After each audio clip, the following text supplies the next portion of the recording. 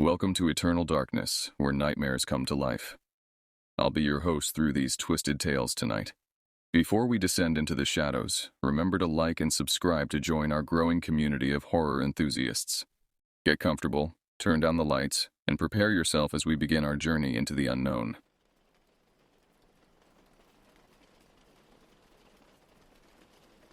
I've always been drawn to the darkness that lurks beneath ordinary life. Horror movies, ghost stories, true crime documentaries. The more disturbing, the better.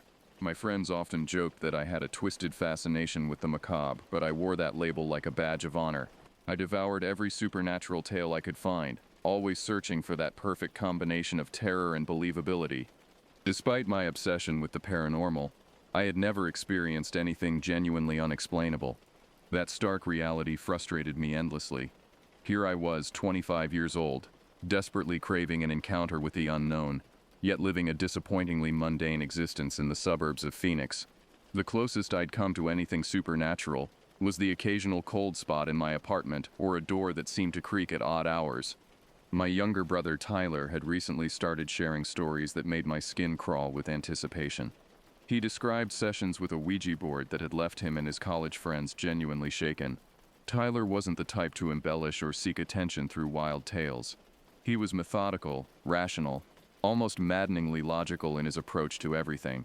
When he spoke about these experiences, his usual steady voice carried an undertone of genuine unease that I'd never heard before. The way he described the planchette moving with purposeful intent, spelling out information that none of them could have known, sent shivers of excitement through me. He told me about messages that seemed to come from somewhere beyond their conscious minds.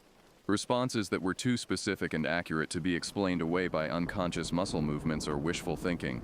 The opportunity I'd been waiting for presented itself during Tyler's football training camp.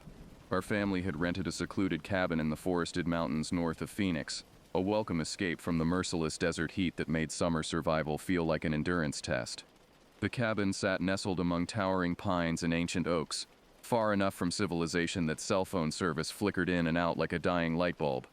My boyfriend Lucas, my oldest brother Jamie, and I had driven up to spend the week supporting Tyler during his intensive training. The cabin itself was rustic and weathered, with creaking floorboards that announced every footstep and windows that rattled ominously when the wind picked up. Dark wood paneling covered the walls, creating shadows that seemed to shift and dance even when no one was moving. On our third night there, after Tyler had returned exhausted from a particularly brutal day of drills, we found ourselves gathered in the main room. The fire crackled in the stone fireplace, casting flickering orange light across our faces while the darkness pressed against the windows like something alive and patient. The isolation felt complete. We might as well have been the only people left on Earth. Someone mentioned ghost stories, which naturally led to Tyler's Ouija board experiences. As he recounted his encounters in greater detail, I felt that familiar hunger growing inside me. The way he described the overwhelming sense of presence in the room, the feeling that they were no longer alone, made my pulse quicken with dark anticipation. "We should try it," I suggested, trying to keep the eagerness out of my voice. "I mean, if you're all up for it." We didn't have a proper Ouija board, but my artistic background meant I was never short on supplies. I retrieved a large piece of cardboard from my craft kit and set to work creating our makeshift spirit board. Using a black marker, I carefully drew out the alphabet in 2 curved rows, numbers 0 through 9 below them, and the words yes, no, and goodbye in the corners. As I worked, a strange sense of purpose filled me. My hands moved with unusual precision, creating letters that were perfectly spaced and eerily uniform. The cardboard seemed to absorb the ink hungrily, the black marks appearing darker and more permanent than they should have. When I finished, the board looked disturbingly authentic despite its humble materials. For the planchette, I cut a heart-shaped piece from the same cardboard and carefully carved a small window in the center. The improvised pointer felt unnaturally smooth in my hands, as if it had been worn down by countless fingers over many years rather than freshly cut moments before.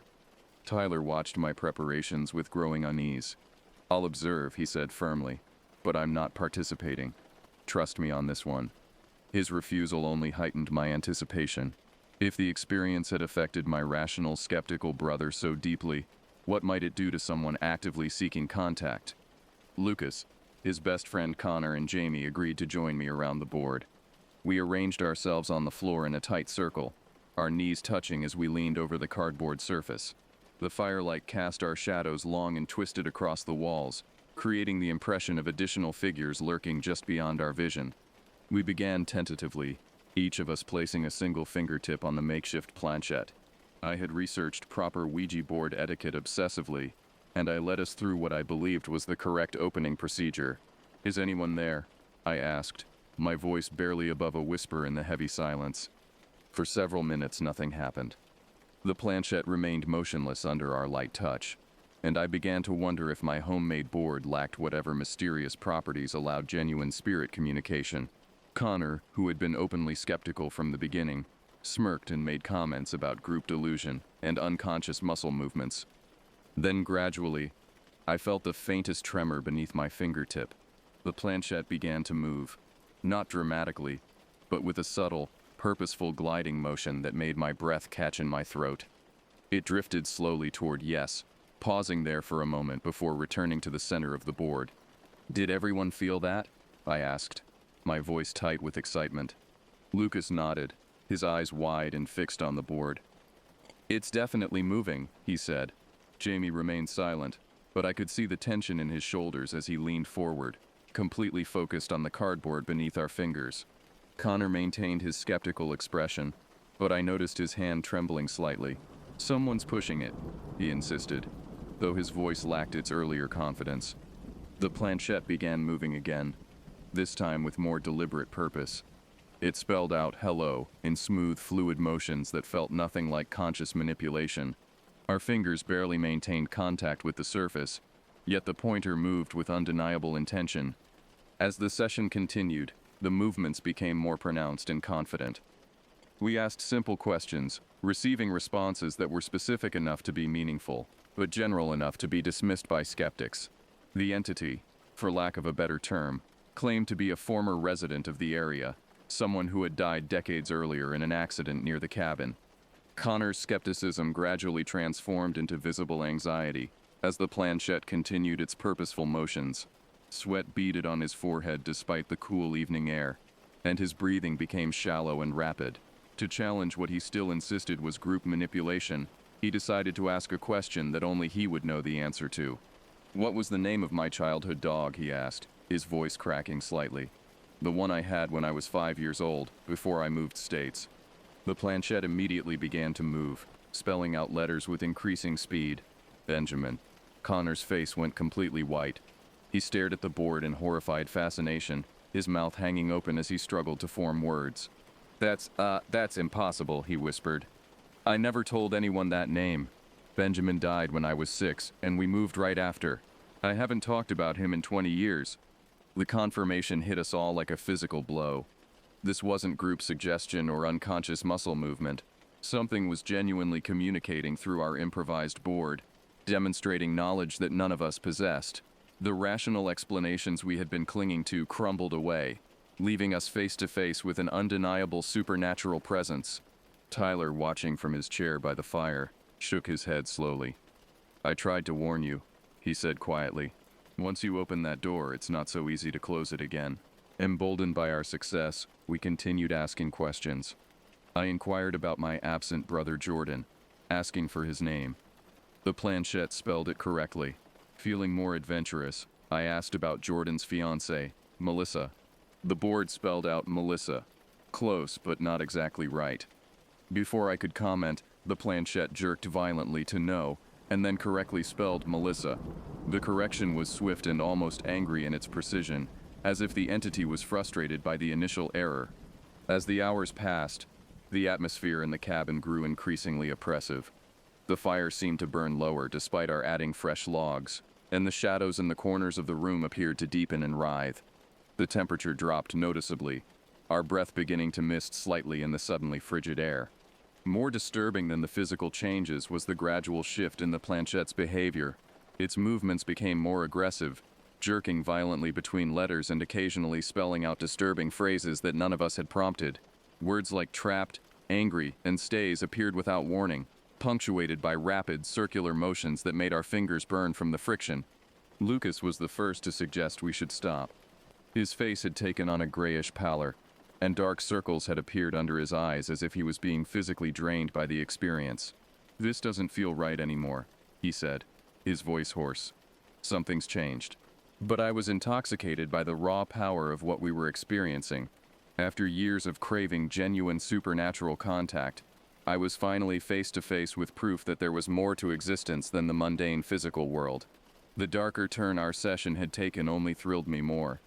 Tyler stood up from his chair, his face grave with concern. "You need to say goodbye properly," he insisted. "You can't just stop, you have to formally end the session." I waved off his concern, drunk on the adrenaline of authentic paranormal contact. "We're fine," I said, though the planchette was now moving so violently that maintaining contact required real effort. "This is amazing. We're actually talking to a spirit." "That's exactly the problem," Tyler replied. "You don't know what you're talking to, and you don't know how to control it." The entity seemed to respond to Tyler's warning with increased aggression. The planchette began spelling out threatening messages. "Will not leave, follows you, and most disturbing, mine now." Each word was punctuated by violent jerking motions that left red marks on our fingertips. Connor was the first to break contact, yanking his hand away from the planchette as if it had burned him. "I'm done," he announced, standing up so quickly he knocked over his chair. "This is insane. We need to stop." Jamie followed suit, stepping back from the board with visible relief. But Lucas and I maintained contact, fascinated by the increasingly violent movements.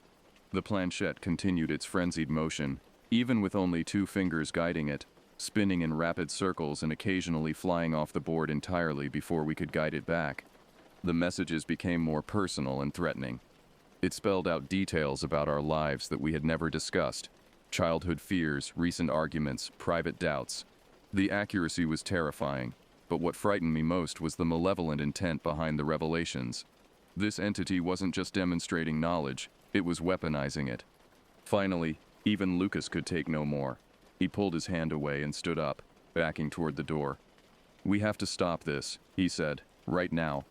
I found myself alone at the board, my single finger barely maintaining contact with the now frenzied planchette. The cardboard pointer moved with such violence that it began to tear the board beneath it, leaving black gouges in the surface. The messages it spelled out became increasingly incoherent and threatening, a stream of darkness that seemed to pour directly into the room. Tyler grabbed my shoulder, shaking me from my trance-like fascination. "You have to say goodbye," he shouted over the sound of wind that had begun howling around the cabin. "Say goodbye and mean it, or this won't end here." But in my excitement and inexperience, I had never researched the proper closing procedures. I lifted my finger from the planchette and simply announced, "We're done," as if I was ending a casual conversation. The immediate silence that followed was more terrifying than the violent activity that had preceded it. The planchette lay motionless on the torn cardboard, but the oppressive atmosphere remained. If anything, the sense of presence in the room had intensified, as if our clumsy attempt at ending the session had simply released whatever we had been communicating with into the physical space around us. We went to bed that night in an atmosphere of barely controlled terror. No one spoke about what had happened, but I could hear the others tossing and turning in their rooms, unable to find rest in the suffocating darkness. That was 3 years ago, and I've regretted that night ever since. Tyler was right. Once you open certain doors, closing them again requires knowledge and intention that we simply didn't possess. The entity we contacted that night didn't stay in the cabin. It followed me home, weaving itself into the fabric of my daily life in ways both subtle and terrifying. Doors open on their own. Electronics malfunction without explanation. I wake to find furniture rearranged in patterns that spell out messages. Most disturbing of all, I sometimes catch glimpses of a figure in my peripheral vision. Always present, always watching, always waiting. The moral of my story isn't simply about being careful with Ouija boards. It's about understanding that some doors, once opened, can never be fully closed again. And sometimes what comes through those doors has no intention of ever leaving. God help me. I think I'm stuck with this presence for the rest of my life.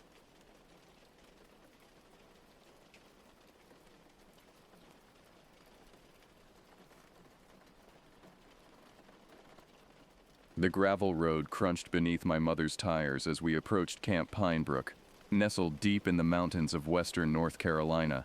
I pressed my face against the passenger window.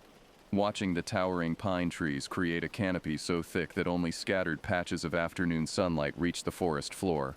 This was my 4th year attending this church camp, and usually the sight of those familiar wooden cabins would fill me with excitement, but something felt different this time. "You sure you have everything, honey?" Mom asked, pulling into the circular drop-off area where other families were unloading duffel bags and saying their goodbyes. I nodded, shouldering my backpack. The air smelled of pine needles and something else, something musty and organic that seemed to seep from the deeper parts of the woods. Other campers were already running around the main lodge, their voices echoing off the wooden buildings, but their laughter sounded oddly muted, as if the dense forest was swallowing the sound. "I'll see you in 2 weeks," I said, hugging Mom goodbye. As she drove away, her car disappearing around the bend, I felt an unexpected surge of loneliness. The isolation of this place suddenly struck me in a way it never had before. We were miles from the nearest town, surrounded by thousands of acres of untamed wilderness. The camp director, Mr. Patterson, gathered all the new arrivals near the flagpole for orientation. His weathered face looked more serious than I remembered from previous years. And when he spoke about the camp rules, he emphasized the boundaries with unusual intensity. "Under no circumstances should anyone venture beyond the marked trails after dark," he said, his eyes scanning each of our faces. "The wildlife in these mountains can be unpredictable, and it's easy to get disoriented. We've had..." A cold breeze swept through the clearing, rustling the leaves overhead with a sound like whispered warnings. I pulled my jacket tighter around my shoulders, noticing how the other campers had grown quiet during Mr. Patterson's speech. Even the counselors seemed tense, their usual jovial demeanor replaced by something more watchful. My assigned cabin was Cabin 7, a rustic structure built from weathered logs with a green metal roof. Inside, the familiar smell of old wood and decades of summer camps greeted me. 6 bunk beds lined the walls, and I claimed a bottom bunk near the single window that faced the eastern woods. Through the glass I could see the tree line, dark and impenetrable even in the fading daylight. My bunkmates filtered in throughout the evening. Tyler, a quiet kid from Charlotte. Ben, who seemed nervous about being away from home. Luke, who immediately claimed the bed farthest from the window. Jamie, who kept checking his phone despite having no signal, and Connor, who unpacked his belongings with methodical precision that suggested this wasn't his first time at camp. Our counselor, Mr. Hendricks, was a college student with an easy smile and calloused hands that spoke of outdoor experience. During our first cabin meeting, he went over the usual rules and schedule, but I noticed his eyes kept drifting to the window as darkness settled over the camp. "Lights out is at 10, he said, and I mean complete lights out. No flashlights, no phone screens, nothing. The darkness here is different from what you're used to in the city. It's absolute, and it can play tricks on your mind if you're not careful." As we settled into our bunks that first night, the sounds of the forest seemed to press against the thin cabin walls. Somewhere in the distance, an owl hooted with a hollow, mournful cry. Closer by, I could hear the rustle of small animals moving through the underbrush. But beneath these familiar night sounds, there was something else, a rhythm that didn't quite fit, like heavy footsteps moving through the woods with deliberate purpose. I lay awake long after the others had fallen asleep, listening to Tyler's soft breathing from the bunk above me and watching the shadows dance across the ceiling as clouds passed over the moon. The window beside my bed offered a view into darkness so complete it seemed solid, like a black wall that pressed against the glass. That's when I first heard it, a sound that didn't belong to any forest creature I knew. It was a low, rhythmic scratching, as if something with long claws was methodically working at the bark of a tree. But the sound was too deliberate, too purposeful to be a simple animal marking territory. It came from somewhere just beyond the edge of the clearing, close enough that I could hear it clearly through the window, yet far enough into the tree line that I couldn't see its source. The scratching continued for what felt like hours, stopping and starting in patterns that seemed almost like communication. Sometimes it would be rapid and frantic, other times slow and methodical. I found myself holding my breath during the quiet moments, straining to hear if the sound would resume. Around midnight, the scratching stopped entirely, replaced by something far worse, silence. Not the peaceful quiet of a sleeping forest, but an oppressive absence of sound that made my ears ring. Even the ever-present chirping of crickets had ceased, as if every living thing in the woods was holding its breath, waiting for something to pass. I pressed my face to the window, cupping my hands around my eyes to block out the reflection from inside the cabin. The darkness beyond was absolute, a void that seemed to swallow the weak moonlight. But as I stared into that black emptiness, my eyes began to adjust, picking out the faint outlines of tree trunks and the occasional glint of something that might have been eyes reflecting light that wasn't there.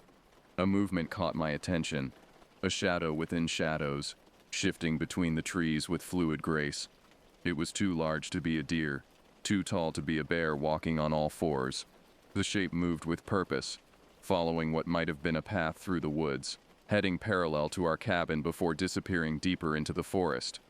I watched for another hour, but the shadow didn't return. Eventually, exhaustion overcame my curiosity, and I drifted into an uneasy doze filled with dreams of dark shapes moving through endless forests. Morning came with the harsh blast of Mr. Hendricks's whistle, jolting me awake from dreams I couldn't quite remember, but that left me feeling unsettled. Sunlight streamed through the cabin window, transforming the threatening darkness of the night before into ordinary woods that looked almost peaceful in the golden morning light. During breakfast in the main lodge, I found myself scanning the faces of the other campers and counselors, looking for any sign that someone else had heard what I'd heard, but everyone seemed normal, chatting about the day's activities and complaining about the pancakes with typical camp humor. "You look tired," Tyler observed, sliding his tray across from mine at our assigned table. "Couldn't sleep," I admitted. "Did you hear anything weird last night from the woods?" Tyler paused with his fork halfway to his mouth. A flicker of something, concern, fear, crossing his features before he shook his head. "Just the usual forest sounds. Why?" I almost told him about the scratching, about the shadow I'd seen moving between the trees. But something in his expression warned me off. There was a deliberate blankness to his denial that suggested he was working very hard not to think about whatever he might have heard. The morning activities passed in a blur of team-building exercises and orientation sessions. We learned about the camp's history, how it had been operating for over 50 years, how the land had been donated by a local family whose ancestors had lived in these mountains for generations. Mr. Patterson showed us old photographs of previous campers, their faces bright with summer joy, but I noticed he skipped over several years in the timeline, moving quickly past certain periods with explanations about administrative changes and facility improvements. During the afternoon hiking session, our group followed a marked trail that wound through the forest about a quarter-mile from the cabin area. Our guide, a counselor named Ms. Chen, pointed out various plants and wildlife signs, but I found myself studying the woods beyond the trail, looking for any indication of what I'd seen the night before. About halfway through the hike, we stopped at a small clearing for a water break. While the others rested on fallen logs and snacked on trail mix, I wandered to the edge of the clearing, drawn by something I couldn't quite identify. The trees here seemed different, older, with bark that looked scarred and weathered beyond what natural aging would cause. On one massive oak I found what I was looking for. Scratches in the bark, fresh enough that pale wood showed through the dark outer layer. The marks were deep, carved by something with considerable strength, and they followed a pattern that reminded me of the rhythmic sounds I'd heard the night before. "Stay with the group," Ms. Chen called out, her voice sharper than necessary. When I rejoined the others, I noticed she was scanning the tree line with the same watchful intensity I'd seen in Mr. Patterson and Mr. Hendricks. "What kind of animals live in these woods?" I asked as we resumed hiking. Ms. Chen was quiet for a moment before answering. "The usual mountain wildlife. Black bears, deer, various smaller mammals. Nothing you need to worry about as long as you follow the rules and stay on the marked paths." Her answer felt rehearsed, like something she'd been trained to say. But it was what she didn't mention that bothered me. The way she avoided eye contact when she spoke, the subtle tension in her shoulders, the fact that she kept glancing back toward the marked trees as we hiked away from the clearing. That evening, dinner conversation in the lodge was subdued. I noticed that many of the counselors ate quickly and kept checking their watches, as if they were eager to get everyone back to the cabins before full darkness fell. The usual camp atmosphere of rowdy fun seemed forced, like everyone was working too hard to maintain normalcy. Back in Cabin 7, Mr. Hendricks conducted our evening reflection session with unusual efficiency. We talked about the day's activities and shared what we were grateful for, but he cut short the discussion when someone mentioned how quiet the woods seemed compared to camping trips they'd taken elsewhere. "Different environments have different soundscapes," Mr. Hendricks said, his tone suggesting the topic was closed. Now let's get ready for bed. Tomorrow's going to be a busy day. As we prepared for sleep, I noticed that several of my bunkmates seemed as uneasy as I felt. Connor was arranging his belongings with obsessive precision, creating small barriers around his bunk. Luke had moved his sleeping bag so that his head was away from the window. Even Jamie, who usually couldn't stop talking, was unusually quiet. Mr. Hendricks made his rounds, checking that we were all in our beds. But instead of leaving immediately after lights out like he had the previous night, he settled into a chair near the cabin door. In the darkness, I could see his silhouette against the faint glow from the pathway lights outside, and I realized he was planning to stay awake. The forest sounds began again as soon as full darkness settled over the camp, but tonight they seemed more intense, more purposeful. The scratching returned, closer than before, and it was joined by other sounds that raised the hair on my arms. A low humming that seemed to come from multiple directions, and something that sounded disturbingly like footsteps circling the cabin. I lay perfectly still, afraid that any movement would draw attention to the fact that I was awake and listening.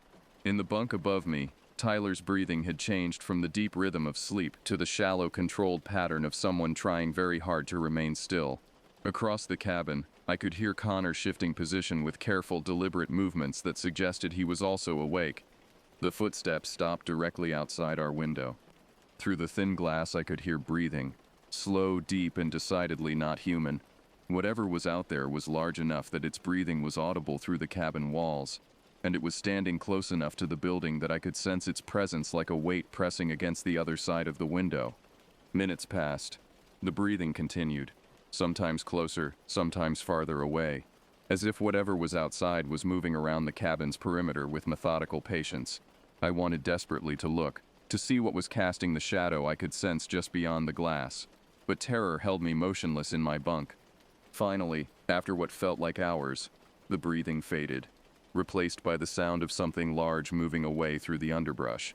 But the normal forest sounds didn't return.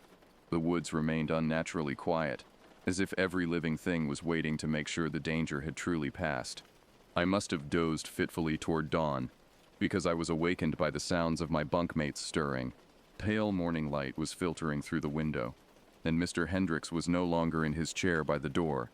When he returned a few minutes later with coffee and a tired smile, he acted as if nothing unusual had happened. But I noticed the dark circles under his eyes, and the way he avoided looking directly at any of us when he announced the morning wake-up call. Whatever had been outside our cabin, he had heard it too. During breakfast, I observed the other campers more carefully. The older kids, the ones who had been to this camp before, seemed to know something the rest of us didn't. They sat together in tight groups, speaking in low voices and casting occasional glances toward the windows that faced the forest. When new campers tried to join their conversations, they would change the subject with practiced ease. I overheard fragments of hushed discussions. Worse this year than last, and shouldn't have brought the younger kids, and maybe we should tell them. But whenever I tried to get closer to listen, the conversations would stop abruptly. The day's activities felt like elaborate distractions designed to keep us occupied and away from the forest boundaries. We spent hours in the main lodge doing indoor crafts, played games in the central clearing that never ventured near the tree line, and attended extended chapel services that seemed longer than usual. It wasn't until the afternoon swimming session at the camp's small lake that I found an opportunity to talk to one of the older campers. His name was Jordan, and he was a senior in high school who had been coming to this camp for 6 years. I approached him while he was sitting alone on the dock, ostensibly watching the younger kids splash in the shallow water, but actually staring at the forest that surrounded the lake on 3 sides. "How long have you been hearing them?" I asked quietly, settling beside him on the weathered wooden planks. Jordan didn't pretend not to understand what I was talking about. 3 years, he said after a long pause. It started the summer after my freshman year. At first we thought it was just bears, or maybe wild boars. But bears don't move like that, and they don't. He trailed off, shaking his head. "Don't what?" I pressed. "Don't watch," he finished reluctantly. "Whatever's out there, it's not just passing through. It's studying us, learning our routines, testing our boundaries, and every year it gets bolder." Jordan's words stayed with me throughout the remainder of the day. During the evening campfire session, I found myself studying the darkness beyond the circle of firelight, wondering what might be watching us from the shadows.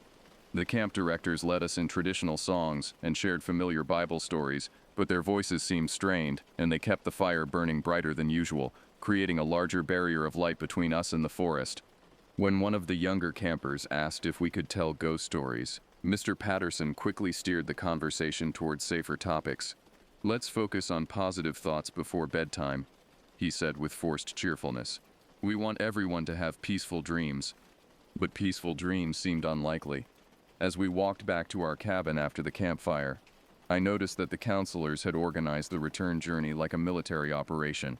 They positioned themselves at regular intervals along the path, each carrying a powerful flashlight, and they hurried us along with gentle but firm encouragement to stay together and keep moving.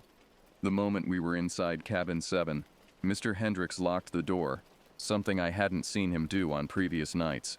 He also checked that all the windows were securely latched, and I noticed he had placed a baseball bat beside his chair near the door. "Is everything okay?" Connor asked, voicing what we were all thinking.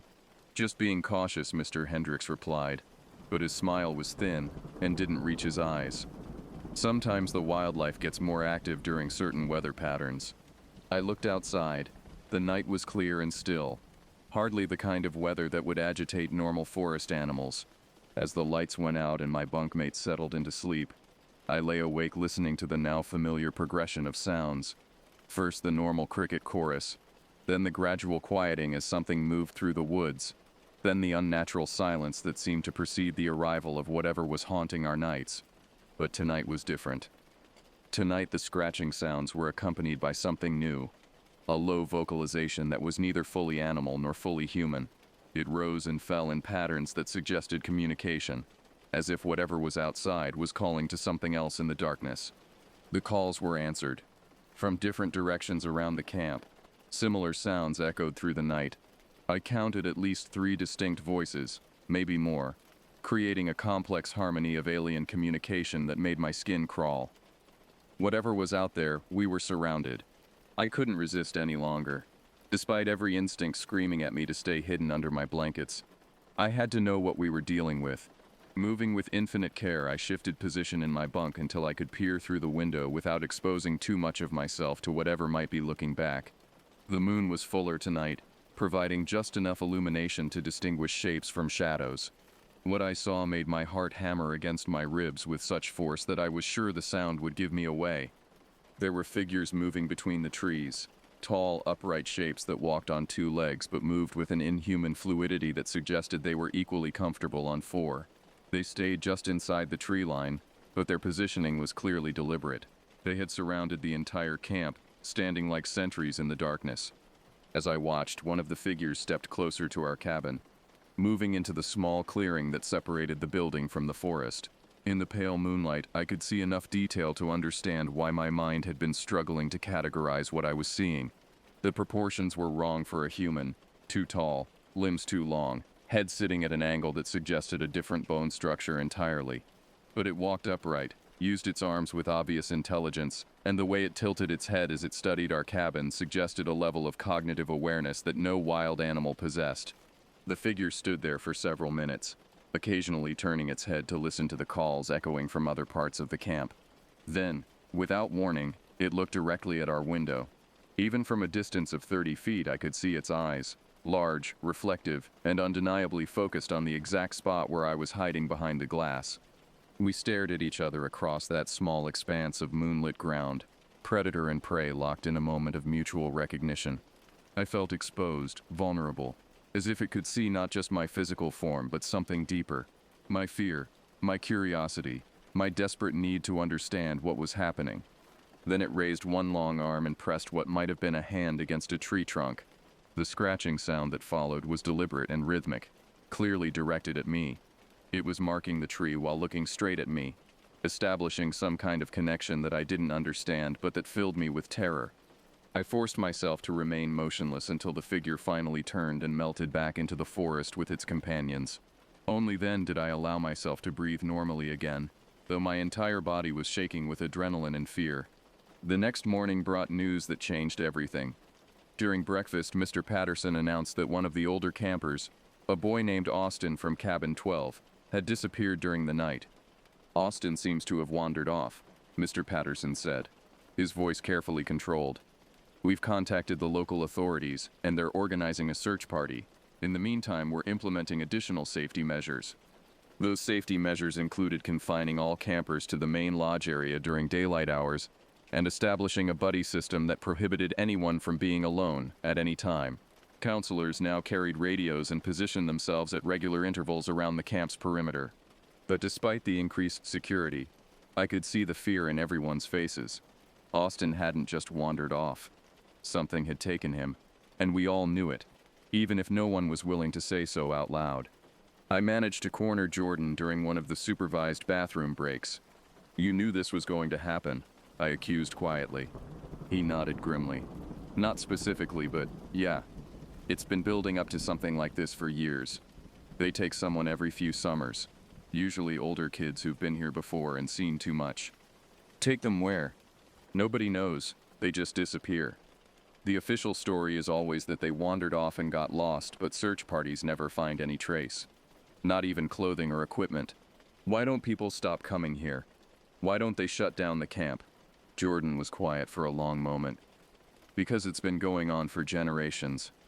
My grandfather came to this camp when he was a kid, and he told me stories about campers disappearing even back then. The local families, the ones who've lived in these mountains for centuries, they know what's out there. They've learned to coexist with it, but they can't talk about it openly, because who would believe them?" "What are they?" I whispered. "Nobody knows for sure.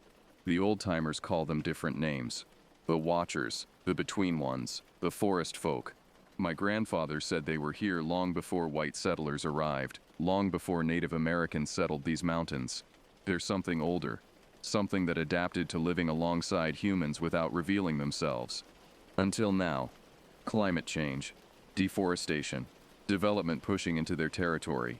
Something's made them more desperate. Or maybe they're just tired of hiding." That afternoon, while the official search for Austin continued, I volunteered to help inventory supplies in the camp office, hoping to find more information about the disappearances. Mrs. Henderson, the camp secretary, was grateful for the assistance and didn't supervise me closely as I organized files and cleaned storage areas. In a locked filing cabinet, I discovered what I was looking for: incident reports dating back decades, documenting disappearances that had been carefully attributed to hiking accidents, animal attacks, or runaways. But the pattern was unmistakable. Every few years, someone vanished without a trace, usually during the height of summer when the camp was at full capacity. More disturbing were the marginal notes written in various hands over the years. Observations and theories that the official reports omitted.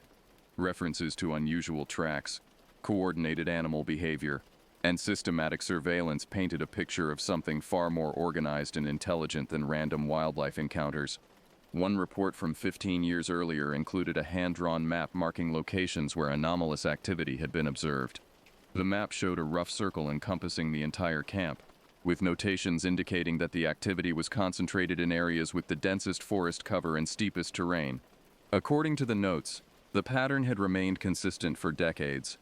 Periods of increased observation, followed by escalating contact attempts, and finally a disappearance. After each disappearance, there would be several years of relative quiet before the cycle began again. We were currently in the escalation phase. That night, the camp's atmosphere had deteriorated into barely controlled panic. Parents had been calling throughout the day, demanding to know about Austin's disappearance and threatening to drive up and collect their children immediately. The counselors worked overtime to maintain the facade of normalcy, but their efforts were undermined by the obvious presence of law enforcement personnel and the fact that no one was allowed to be alone. In cabin 7, Mr. Hendricks had abandoned any pretense of sleeping. He sat in his chair by the door with the baseball bat across his knees, checking his radio every few minutes, and occasionally peering through the windows. None of us even attempted to sleep. "We should tell them what we've seen," Connor whispered from his bunk. "Tell them what?" Luke replied. "That we think Bigfoot is real and living in the woods? They'll think we're having some kind of mass hysteria." "Maybe that's what it is," Tyler suggested hopefully.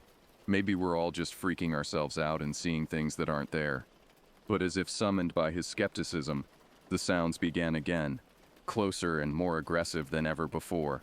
The scratching came from multiple directions simultaneously, as if our cabin was being surrounded by creatures marking territory or coordinating an attack. The vocalizations were louder too, complex harmonies that seemed to carry information between the different groups.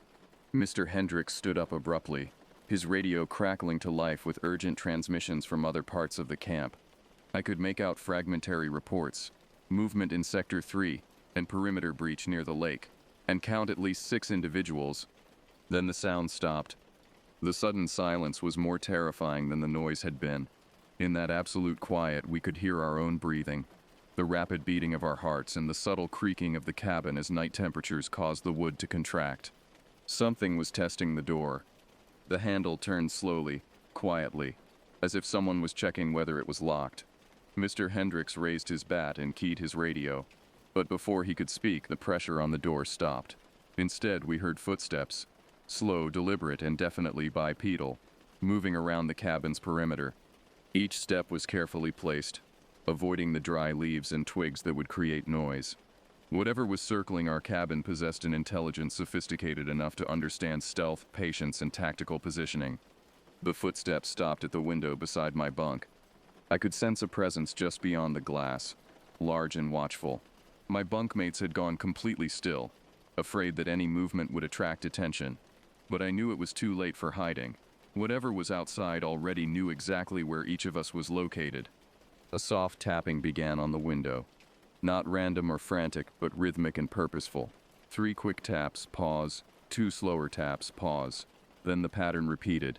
It was definitely communication, possibly directed at me specifically since I was closest to the window. Mr. Hendricks crept across the cabin, bat raised, positioning himself beside the window. He gestured for us to stay in our bunks, and keyed his radio again, whispering coordinates and requesting immediate backup. The tapping stopped. For several minutes, nothing happened. Then, with a sound like breaking branches, something large moved away from our cabin with surprising speed. Through the windows, we could see shapes retreating into the forest, moving with the fluid grace I'd observed before. Minutes later, flashlight beams swept across the clearing as a team of counselors and security personnel converged on our cabin. They found scratches on the door handle, footprints in the soft earth beneath our window, and scored marks on the tree trunks where something had been sharpening long claws. But they found no clear answers, only more evidence that we were dealing with something that defied conventional explanation.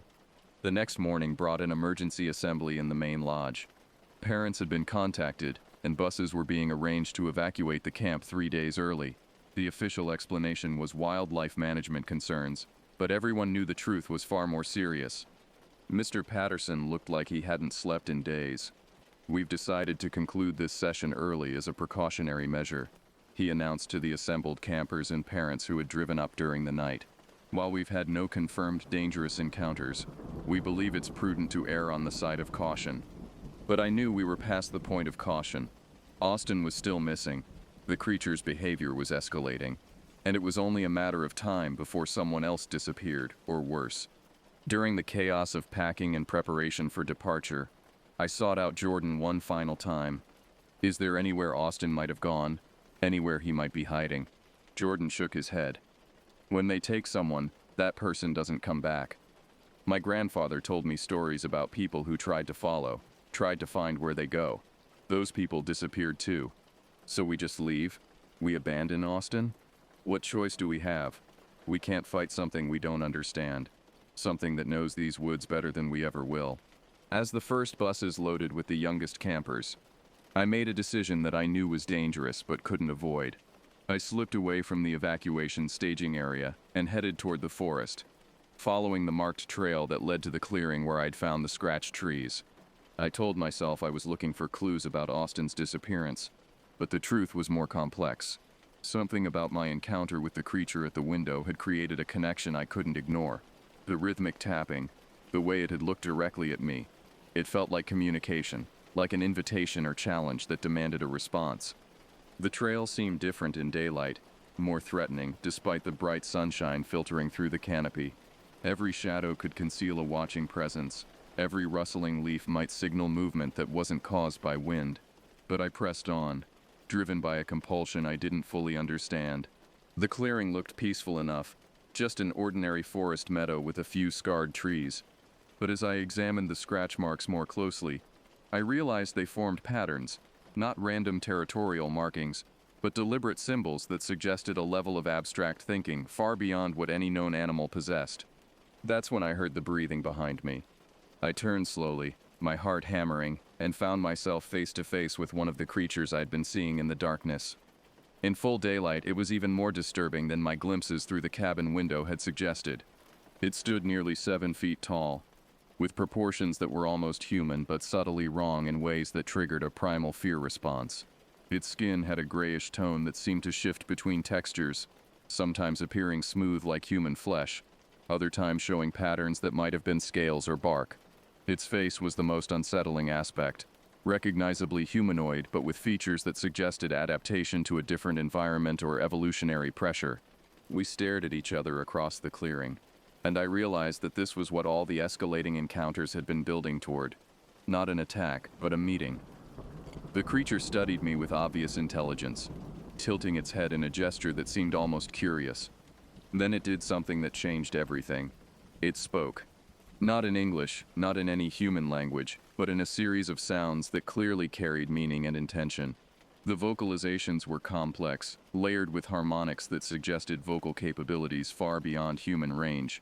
When I didn't respond, it tried again, this time incorporating sounds I recognized from the nighttime communications, the rhythmic patterns that had accompanied the scratching and tapping. It was trying to communicate, to establish some kind of dialogue. And somehow, impossibly, I found myself understanding the basic intent, if not the specific meaning. It wasn't threatening me. It was trying to explain something, to convey information that it considered important. The encounter lasted only a few minutes before the sound of search parties crashing through the underbrush sent the creature melting back into the forest with fluid grace. But those few minutes changed my understanding of everything that had been happening at the camp. We weren't dealing with monsters or primitive creatures driven by instinct. We were encountering a species with its own intelligence, its own communication system, its own purposes that we had never bothered to try to understand. And Austin hadn't been taken by predators. He had been recruited, chosen for reasons that remained beyond my comprehension, but that suggested a level of purpose and planning that made our human assumptions about wildlife seem laughably primitive. The search party found me in the clearing 20 minutes later, and the relief on their faces made it clear how dangerous my solo expedition had been. But I couldn't tell them about my encounter with the creature. Not yet. Not until I had more time to process what it meant.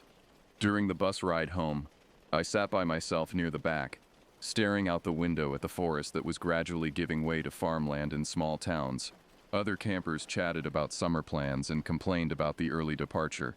But my mind was consumed with questions about what I had witnessed. In the weeks that followed, I researched everything I could find about cryptozoology, indigenous folklore, and historical accounts of unexplained encounters in the North Carolina mountains. What I discovered was a pattern of reports stretching back centuries, descriptions of beings that lived parallel to human society, but remained hidden, interacting with our world only when necessary. The Cherokee had stories about the Little People, and other forest dwellers who existed in the spaces between human understanding. Early settlers wrote about glimpses of something that might have been human but wasn't quite right. Modern researchers documented tracks, vocalizations, and behaviors that suggested a species adapted to coexistence through concealment. But climate change, habitat destruction, and increasing human presence in wilderness areas had apparently forced them to become more active, more visible. What we had experienced at the camp might have been an attempt at communication, an effort to establish some kind of understanding before the overlap between their world and ours became unavoidable. Austin was never found, despite extensive searches by law enforcement and volunteer groups. The official investigation concluded that he had become lost in the wilderness and perished from exposure, but his body was never recovered. The camp was permanently closed, its buildings sold to a development company that planned to build luxury vacation homes on the property. But I knew the truth was more complex. Austin had been chosen for reasons I might never understand, recruited into something that existed beyond the boundaries of human society. Whether that was salvation or sacrifice remained an open question. 3 months later, I received an unexpected package with no return address. Inside was a single photograph taken with a telephoto lens, showing a figure standing at the edge of a distant forest clearing. The image was too blurry to make out specific details, but the proportions and posture were recognizably human. On the back of the photograph, someone had written a single word in handwriting I didn't recognize. Austin. He was alive, or had been when the picture was taken, but he was no longer entirely human, no longer part of our world in any meaningful sense. The camp experience had been an initiation, a testing process that identified individuals who could bridge the gap between species. I never returned to that part of North Carolina, never attempted to investigate further. Some knowledge carries too high a price, and some mysteries are meant to remain unsolved. But sometimes, late at night when the world is quiet, I find myself listening to the sounds beyond my bedroom window and wondering what might be watching from the darkness, evaluating, choosing, preparing for the next phase of contact between our species and something older, stranger, and far more patient than anything we had ever imagined. The scratching sounds I heard at camp still visit my dreams, no longer terrifying but filled with a significance I'm only beginning to understand. They weren't threats or territorial markings. They were invitations to join something larger than human society, something that had been waiting in the shadows for individuals capable of accepting the truth about what else shares our world. And sometimes in the quiet hours before dawn, I find myself wondering if I should have said yes.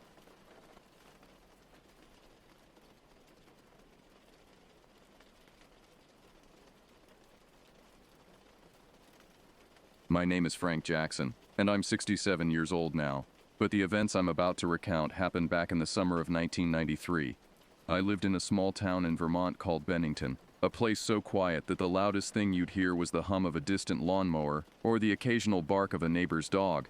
It was the kind of town where everyone knew everyone else's business, for better or worse. I ran a small auto repair shop that my old man had left me when he passed. It wasn't glamorous work, but it paid the bills and kept food on the table for me and my daughter Lila.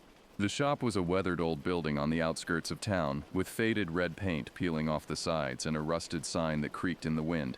Inside, it smelled of motor oil and rubber, a scent I'd grown to love over the years.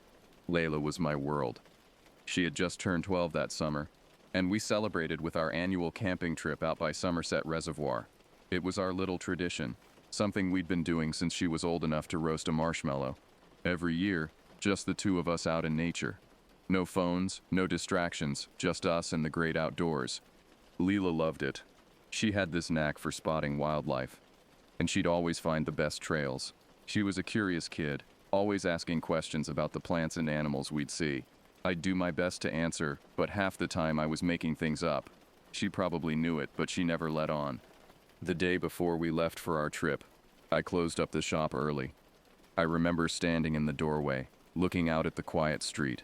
The sun was setting, casting long shadows across the pavement. There was a stillness in the air, the kind that comes before a storm. I should have taken it as a sign, but I was too excited about our trip to pay it any mind. That night, as I packed our camping gear into the old Ford pickup, I caught a glimpse of something out of the corner of my eye. A shadow, moving at the edge of our property. I turned to look, but there was nothing there. Just the darkness of the trees at the edge of our yard. I shrugged it off, blaming it on my imagination and the fading light. If only I had known then what I know now, maybe I could have prevented what was to come. But hindsight, as they say, is 20/20. And sometimes the things that lurk in the shadows are better left undisturbed. As I finished loading the truck, Leela came bounding out of the house, her backpack slung over one shoulder. Her brown hair was pulled back in a messy ponytail, and her green eyes sparkled with excitement. "Dad, can we leave now? Please?" she begged, practically bouncing on her toes. I couldn't help but laugh. "Not yet, kiddo. We'll head out first thing in the morning. You got everything packed?" She nodded enthusiastically. "Yep, I even packed extra batteries for the flashlight, just like you taught me." I ruffled her hair, feeling a surge of pride. That's my girl. Always prepared. We went back inside, and I made us a simple dinner of spaghetti and meatballs. As we ate, Lila chattered on about all the things she wanted to do on our trip. Go hiking, catch fish, look for constellations. Her enthusiasm was infectious, and I found myself getting more excited about the trip. After dinner, we sat on the porch swing, watching the fireflies come out. The air was warm and heavy with the scent of summer flowers. In the distance, I could hear the faint sound of a train whistle. It was a perfect Vermont summer night. "Dad," Leela said suddenly, her voice serious. "Do you believe in ghosts?" The question caught me off guard. "Ghosts? Where'd that come from?" She shrugged, picking at a loose thread on her shorts. "I dunno. Just thinking, I guess. Tommy at school said his house is haunted." I chuckled. "Tommy's got a wild imagination. There's no such thing as ghosts, Lila. Just stories people make up to scare each other." She nodded, but I could tell she wasn't entirely convinced. "But what if there were? What would you do?" I put my arm around her shoulders, pulling her close. "If there were ghosts and they tried to mess with you, they'd have to go through me first. Nothing's gonna hurt you while I'm around. You got that?" She smiled up at me, her worry seeming to melt away. "Got it, Dad." We sat there for a while longer, watching the stars come out. Eventually, I sent her off to bed, reminding her we had an early start in the morning. As I locked up the house that night, I couldn't shake the feeling that something was off. Maybe it was Lila's question about ghosts, or maybe it was just pre-trip jitters. Whatever it was, I pushed it to the back of my mind. We had a camping trip to look forward to, after all. If only I had known then what awaited us in those woods. If only I had paid attention to that nagging feeling in the pit of my stomach. But I didn't. And that's where our story really begins. The next morning dawned bright and clear. We set out early, the truck loaded with our gear, the cooler filled with enough food to last us a week. Lila was buzzing with excitement, her face pressed against the window as we drove out of town. The drive to Somerset Reservoir took about an hour, winding through dense forests and past sparkling streams. As we got further from town, the trees seemed to close in around us, their branches reaching out over the road like grasping fingers. We arrived at the campsite just before noon. It was a small clearing not far from the water, surrounded by towering pines. The air was crisp and clean, filled with the scent of pine needles and damp earth. "Race you to the water," Leela shouted, taking off before I could even respond. I chuckled, watching her dash through the trees. "Be careful," I called after her, but she was already out of sight.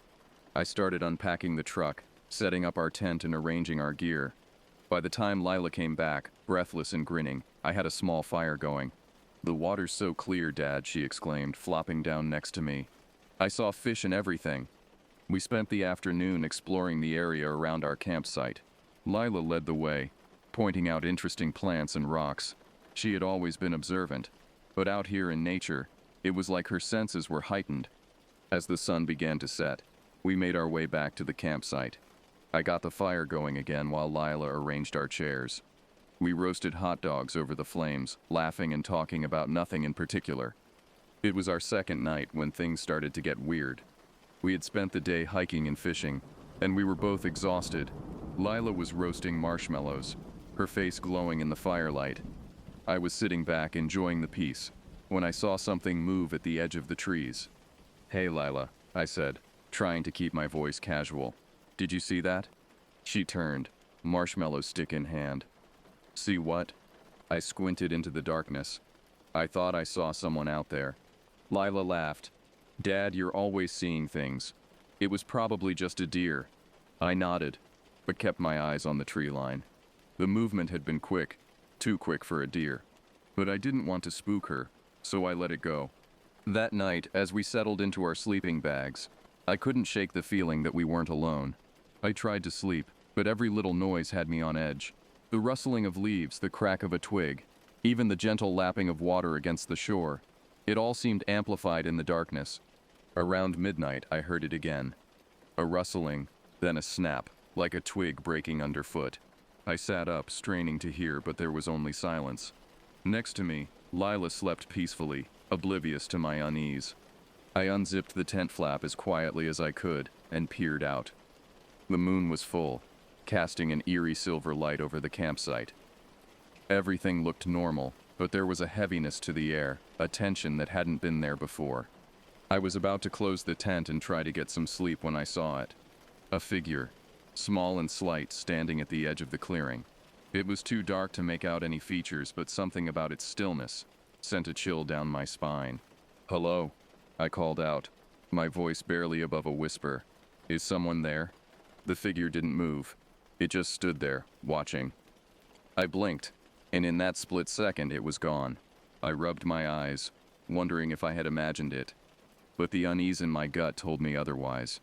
I didn't sleep much that night. Every sound, every shadow seemed to hide some unknown threat. When dawn finally broke, I was exhausted but relieved. As Leela stirred in her sleeping bag, I unzipped the tent and stepped outside. The morning air was cool and damp, a fine mist hanging over the campsite. I stretched, trying to work out the kinks in my back from a night of fitful sleep.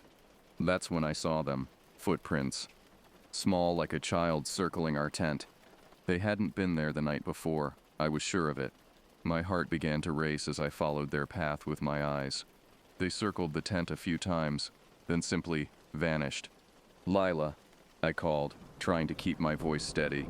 "Did you walk around the tent last night?" She poked her head out of the tent, her hair a tangled mess. "No, I was asleep." "Why?" I forced a smile, just wondering, probably some animal.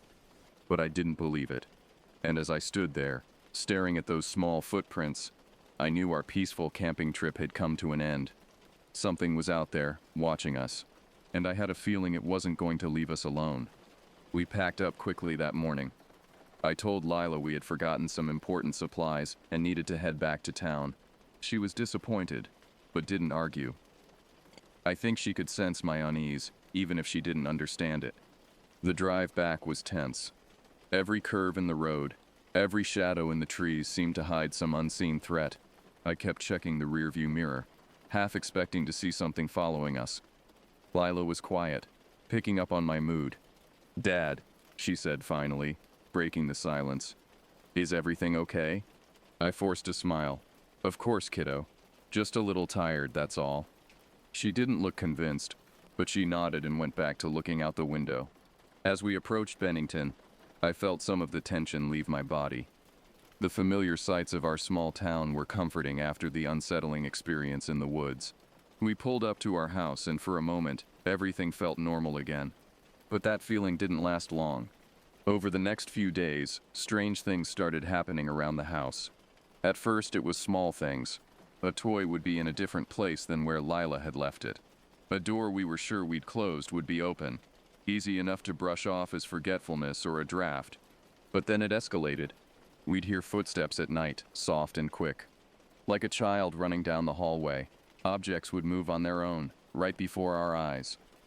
One morning I came down to find all the kitchen chairs stacked in a perfect pyramid in the middle of the room. Leila was scared. Hell, I was scared. But I tried to stay strong for her, to find logical explanations for what was happening. But deep down, I knew. Whatever had been watching us in the woods had followed us home. It was about a week after our return, when Lila came to me one morning, her eyes wide with fear. "Dad," she whispered, "do you hear the footsteps at night?" My heart sank. I had hoped she'd been sleeping through it all. "Yeah, I do," I admitted.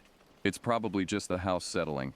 She shook her head vigorously. "No, Dad, it's not the house. I saw something last night." I felt a chill run down my spine. "What do you mean, you saw something?" Leela's lower lip trembled. "I woke up and there was someone in my room. A kid, I think. But..." She trailed off, her eyes filling with tears. "But what, Lila?" I pressed gently. "But its eyes were all wrong," she whispered. They were completely black. Like there was nothing there at all. I pulled her into a tight hug, my mind racing. A child with black eyes. It sounded insane, but after everything we'd experienced, I couldn't dismiss it. That night, I decided to stay up and see if I could catch whatever was making the noise. I sat in the living room, the lights off, listening. The house creaked and settled, but otherwise all was quiet. Then around midnight I heard it. The soft patter of footsteps coming from Lila's room. My heart pounding. I grabbed a flashlight and crept down the hall. As I reached her door, the footsteps stopped. Taking a deep breath, I opened the door and shined the light around. Lila was fast asleep, but there, standing at the foot of her bed, was a child. At least it looked like a child. Its skin was pale, almost translucent in the beam of my flashlight, and its eyes. Lila had been right. They were completely black, like two dark voids. It stood there, staring at me, not moving, not even seeming to breathe. "Who are you?" I demanded. my voice shaking despite my best efforts to sound authoritative. "What do you want?" It didn't answer. It just stared, those black eyes boring into me. I took a step forward, and in the blink of an eye it vanished, like a puff of smoke dissipating in the wind. I rushed to Lila's side, shaking her awake. "Lila, wake up!" She sat up, groggy and confused. "What's wrong, Dad?" "There was someone in your room," I said, my eyes darting around, searching for any sign of the intruder. Lila looked around, her eyes wide with fear. "I don't see anyone." I checked the house thoroughly. Every door was locked, every window secured. There was no sign of how the child had gotten in or how it had gotten out. As I tucked Lila back into bed, trying to reassure her that everything was okay, I couldn't shake the image of those black eyes from my mind. What was happening to us? And more importantly, how could I protect my daughter from something I didn't understand? I spent the rest of the night researching, looking for any mention of children with black eyes. What I found chilled me to the bone. There were stories, urban legends really, about something called the black-eyed kids. They would show up usually at night, asking to be let in. And once they were inside, well, the stories never ended well. As the sun rose, casting a pale light through the windows, I knew one thing for certain. We couldn't face this alone. We needed help. And I knew just who to call. As soon as she was out the door, I headed to the Bennington Free Library. It was an old building, all brick and ivy, with towering shelves filled with books. I'd never been much of a reader, but desperate times called for desperate measures. The librarian, a kind-faced older woman named Mrs. Perkins, seemed surprised to see me. "Frank Jackson," she said, peering at me over her glasses. "I don't think I've seen you in here since you were in high school. What can I help you with?" I hesitated, unsure of how to explain what I was looking for without sounding crazy. "I'm doing some research," I said finally, "on local legends. Anything about supernatural occurrences in the area?" Mrs. Perkins raised an eyebrow but didn't comment. She led me to a section in the back of the library, filled with dusty old books on local history and folklore. "This should get you started," she said. "Let me know if you need anything else." I spent hours poring over those books, looking for any mention of black-eyed children or similar phenomena. Most of what I found was useless, ghost stories and tall tales that bore no resemblance to what we were experiencing. But then, in a thin volume titled Shadows of the Green Mountains, I found something. It was just a brief mention, a paragraph really, about sightings of strange children in the woods around Somerset Reservoir. The book was vague on details, but it mentioned eyes like coal, and an unnatural stillness that sent chills down my spine. As I was reading, I felt a tap on my shoulder. I jumped, nearly knocking over my stack of books. It was Mrs. Perkins. "Sorry to startle you," she said, her voice low, "but I couldn't help overhearing what you were researching earlier. There's someone you might want to talk to." She scribbled a name and address on a piece of paper and handed it to me. "Hank Olson," she said. "He used to be a cop here in town. If anyone knows about the strange goings-on around here, it's him." I thanked her, tucked the paper into my pocket, and checked out the book on local legends. As I left the library, the sun was already starting to set. I had been there longer than I realized. I picked up Leela from her after-school program, trying to act as normal as possible. We had dinner, watched some TV, and I tucked her into bed. As I kissed her goodnight, I noticed the dark circles under her eyes. She wasn't sleeping well, and I knew why. Once I was sure she was asleep, I went to the kitchen and pulled out the piece of paper Mrs. Perkins had given me. I stared at it for a long moment before picking up the phone and dialing the number. It rang 3 times before a gruff voice answered. "Olson here." "Mr. Olson," I said, my voice shaking slightly. "My name is Frank Jackson. I got your number from Mrs. Perkins at the library. She said you might be able to help me with a problem I'm having." There was a long pause on the other end of the line. "What kind of problem?" Hank asked finally. I took a deep breath and told him everything. The camping trip, the footprints, the strange occurrences in our house, and finally, the black-eyed child I had seen in Lila's room. As I spoke, I expected him to laugh, to tell me I was crazy and hang up, but he didn't.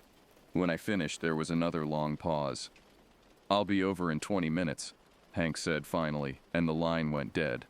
True to his word, 20 minutes later, there was a knock at my door. I opened it to find a tall, weathered man with gray hair and sharp blue eyes. He was carrying a duffel bag. "Frank Jackson?" he asked.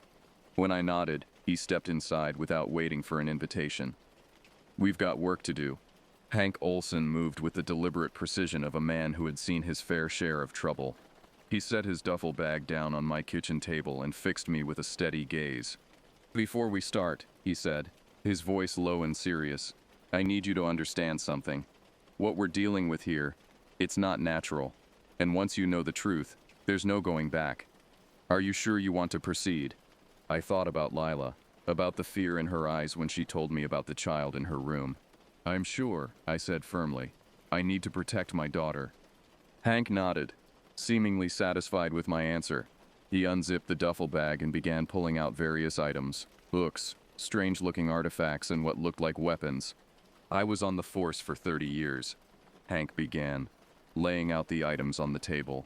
"Saw a lot of strange things in that time, but nothing compared to what I encountered in the summer of '78.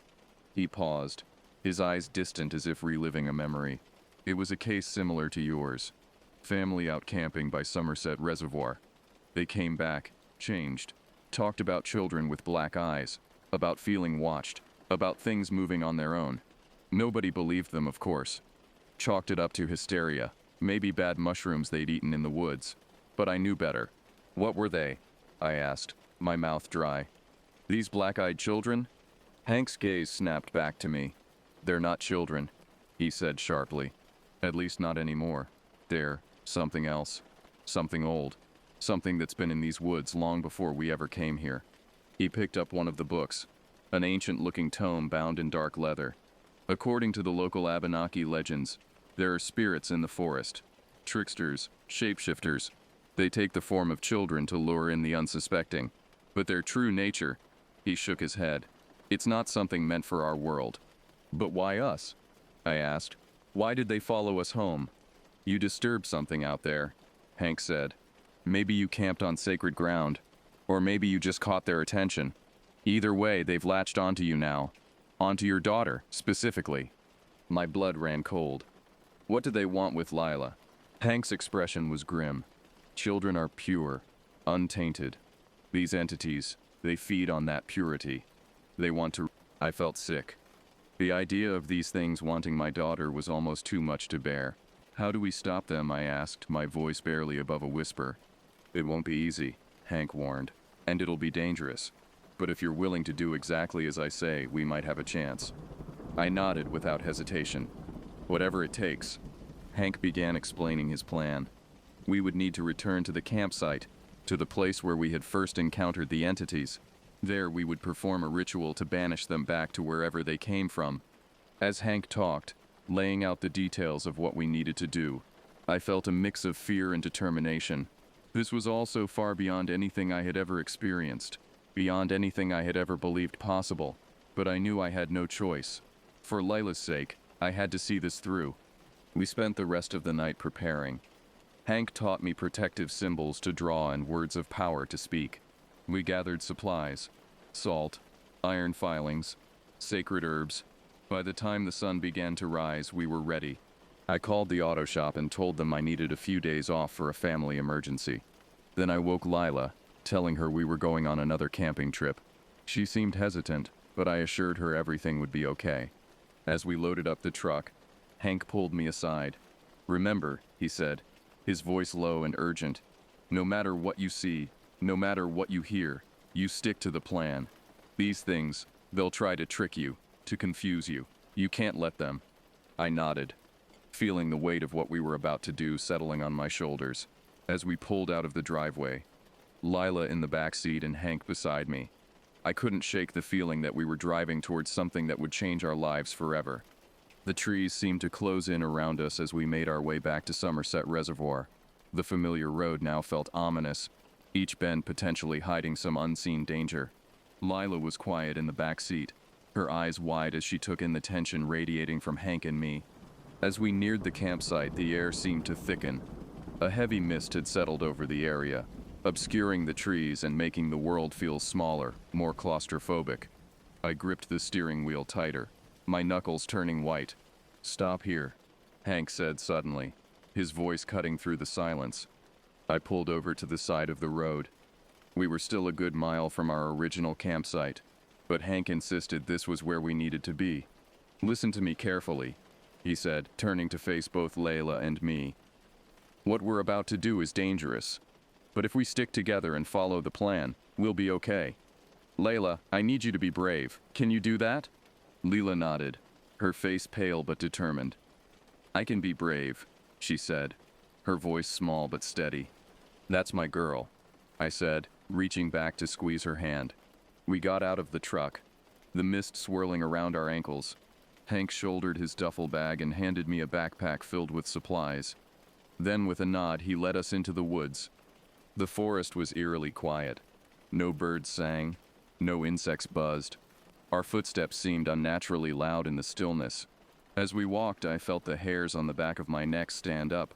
We were being watched. I was sure of it. After what felt like hours but was probably only about 30 minutes, Hank held up a hand, signaling us to stop. We had reached a small clearing, not unlike the one where Lila and I had camped. "This is it," Hank said, his voice barely above a whisper. "This is where we make our stand." We set to work, following Hank's instructions to the letter.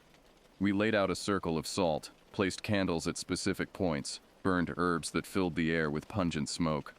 All the while, I could feel unseen eyes on us, watching our every move. As the sun began to set, casting long shadows across the clearing, Hank turned to us. "It's time," he said. "Whatever happens next, remember, don't leave the circle, don't listen to anything they say, and most importantly, don't let them in." He began to chant, his voice rising and falling in a language I didn't understand. The air around us seemed to vibrate, the mist thickening until we could barely see beyond our circle of salt. And then we saw them. Shadowy figures, child-sized, emerging from the mist. Their eyes were black voids, their faces pale and expressionless. They moved with an unnatural grace, circling us, watching us. Leela whimpered, pressing closer to me. I held her tight, my heart pounding in my chest. One of the figures stepped forward. When it spoke, its voice was a chilling whisper that seemed to come from everywhere and nowhere at once. "Let us in," it said. "We just want to play." I squeezed my eyes shut, remembering Hank's warning. "Don't listen to them. Don't let them in." The chanting grew louder, more urgent. The air crackled with energy. The black-eyed children pressed closer, their whispers becoming more insistent, more threatening. "Daddy," one of them said, in a voice that sounded terrifyingly like Lila's. "Daddy, please, I'm scared. Let me in." It took every ounce of willpower I had not to reach out, not to step beyond the circle of salt. I held Lila closer, feeling her trembling against me. Suddenly, there was a blinding flash of light. The chanting reached a crescendo, and I heard the black-eyed children shriek, a sound of fury and despair that chilled me to my very core. And then, as quickly as it had begun, it was over. The mist dissipated. The oppressive atmosphere lifted. I opened my eyes to find the clearing empty, save for the three of us. Hank slumped to the ground, exhausted. "It's done," he said, his voice hoarse. "They're gone." I looked down at Lila, who was staring wide-eyed at the now empty forest around us. "Is it over?" she asked, her voice small and uncertain. I hugged her tightly, feeling a wave of relief wash over me. "Yes, sweetheart," I said. "It's over. We're safe now." As we made our way back to the truck, the forest slowly came back to life around us. Birds began to sing. A gentle breeze rustled the leaves. It felt as though a great weight had been lifted. That night, back at home, Lila slept peacefully for the first time in weeks. I sat in her doorway, watching her, marveling at her resilience. We had faced something beyond imagination, something that defied everything I had ever believed about the world, and we had survived. Hank stopped by the next day to check on us. "You did good," he said, clapping me on the shoulder. "But remember, just because we won this battle doesn't mean the war is over. There are things out there, things most people never see. You've glimpsed behind the curtain now. You can't unsee it." I nodded, understanding the weight of his words. Our world had changed, expanded to include things I once would have dismissed as impossible. but we were stronger for it. We had faced the darkness and emerged on the other side. As Hank turned to leave, he paused. "You know," he said, a hint of a smile on his weathered face, "I could use some help sometimes. Dealing with these unusual cases. If you're interested, that is." I looked back at Lila, playing happily in the living room, then back to Hank. I thought about other families who might face what we had, about the horrors lurking in the shadows that most people never saw. "Yeah," I said finally. "I think I am interested." Hank nodded, satisfied. "Good. Get some rest. I have a feeling we're going to be busy." As I closed the door behind him, I felt a mixture of trepidation and excitement. Our ordeal with the black-eyed children was over, but I knew it was just the beginning of a new chapter in our lives. Whatever came next, whatever otherworldly threats we might face, I knew one thing for certain: we would face them together, as a family.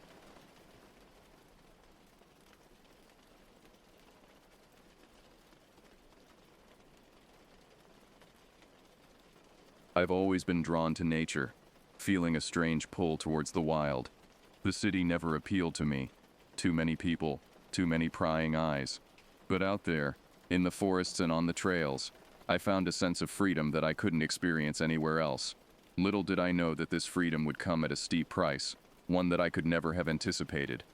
It was the summer of 1996, a few years before I settled down and attempted to leave my wandering days behind. I was in my early 30s then, not exactly a seasoned outdoorsman, but I had done my fair share of solo treks. That summer, I decided to challenge myself with something more remote and demanding. I had heard whispers about the Blackstone forest, nestled deep in the Appalachian Mountains, in a secluded part of West Virginia where even the locals seemed uneasy discussing it. Like many places in the Appalachians, Blackstone had its share of stories. Some were charming, others chilling. But Blackstone's reputation was different, darker somehow. It wasn't the kind of place you'd find in tourist brochures. The locals spoke of strange disappearances, of people vanishing into thin air, only to reappear years later, if at all. I dismissed these tales as mere campfire ghost stories, the kind of local folklore that every remote area seems to accumulate. My world was grounded in practicality and reality, or so I thought. I set out on a Friday morning in early July. My plan was rough but ambitious. A week in the woods, hiking the less traveled paths, exploring parts of the forest that most people overlooked or avoided. I packed light but prepared, bringing enough essentials to survive if things went awry. The first couple of days were uneventful, exactly what I had hoped for. It was just me, the trees, and the occasional rustle of wildlife.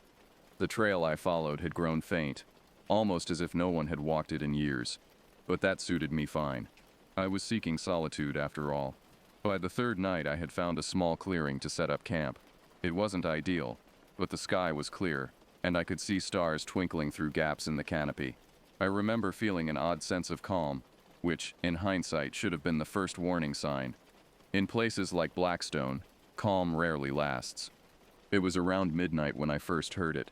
A low droning sound, like wind rushing through a narrow pass, but the air was still. I sat up in my tent, straining to listen. The noise wasn't constant. It pulsed, seeming to come from deep within the woods. At first I rationalized it as an animal, or perhaps a distant storm. I tried to sleep, but the sound persisted. After about an hour of restless tossing and turning, curiosity got the better of me. I grabbed my flashlight and stepped outside. The forest around my camp was dense, but something felt wrong that night. I can't explain it precisely, but the trees seemed to lean in closer, as if eavesdropping. The air had a strange weight to it, thicker and harder to breathe. I stood still, shining my light into the darkness, listening for the sound again. But there was only silence now, an oppressive kind of silence, the kind that makes your skin crawl. Then I heard the snap of a twig. I swung the flashlight around, scanning the tree line. Nothing. But I could feel something watching me. I know how that sounds, but it's the only way to describe it. I wasn't alone out there, and whatever was with me wasn't a deer or a bear. It was smarter than that, quieter. I told myself to stay calm, that I was being paranoid, but the hairs on the back of my neck told a different story. I retreated to my tent, zipped it up, and sat with my back against the wall, gripping my flashlight like a lifeline. I must have dozed off at some point because the next thing I remember is waking up to the sound of rustling outside. It was faint, like something moving through the underbrush, but close enough that I couldn't ignore it. I stayed quiet, listening. The rustling grew louder, more deliberate, and then stopped right outside my tent. I didn't move. I didn't even breathe. Whatever was out there was waiting, listening just like I was. The seconds stretched into minutes, and then in a heartbeat, the side of the tent collapsed inward as if something heavy had brushed against it.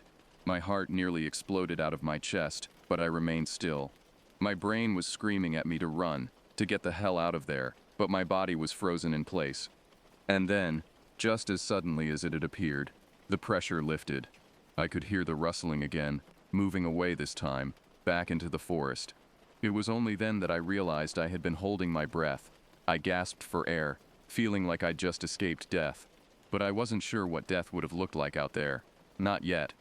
I didn't sleep for the rest of the night.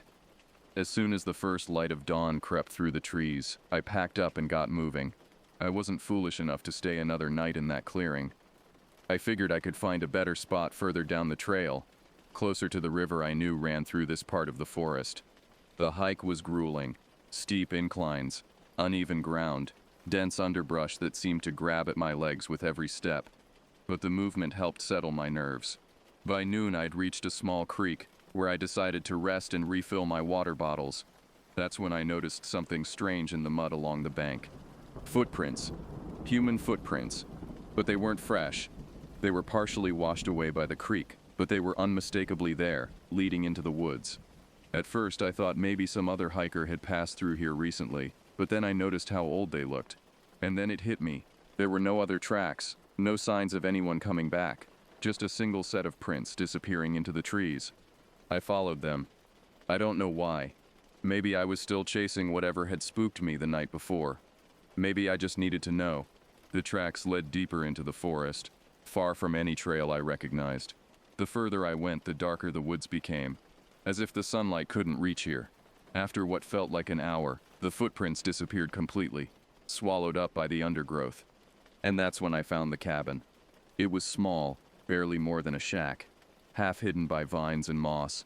The wood was rotting, and the roof sagged dangerously. I didn't want to go inside, but something pushed me toward it. Maybe it was that same curiosity that had gotten me into trouble the night before. Maybe I just needed answers. The door creaked open with a single push, and the smell hit me first. Damp, decaying wood, and something else. Something rancid. Inside, the cabin was empty, save for a single wooden chair in the center of the room facing the doorway. On the floor beside the chair was a small pile of bones. Animal bones from the looks of it, but I couldn't be sure. The air was thick with rot, and yet there was something oddly fresh about it, as if the decay had been recent. I backed out of the cabin slowly, my mind racing. This wasn't some abandoned shelter. Someone had been here. Someone or something was still here. As I turned to leave, I saw something hanging from the trees just beyond the cabin, swinging gently in the breeze.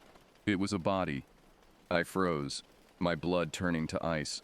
It was a man, or what was left of one. He was hanging by his neck, his body bloated and blackened from exposure. I didn't need to get closer to know he was dead, long dead, but there was something about his face, or what remained of it, that looked familiar. I couldn't shake the feeling that I had seen him before. Maybe on a missing persons flyer, maybe on the news. I didn't stick around to figure it out. I ran.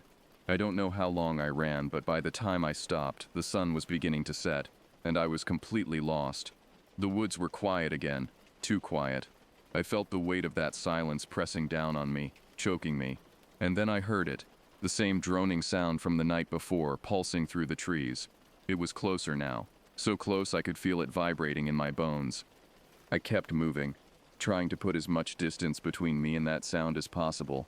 But no matter how fast I went, it was always there, always behind me. I stumbled through the forest, tripping over roots and rocks, barely able to see in the fading light. And then I saw something in the distance, another figure, standing still in the shadows.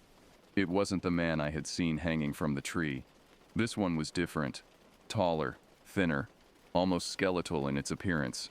It didn't move, didn't make a sound, just watched me as I approached.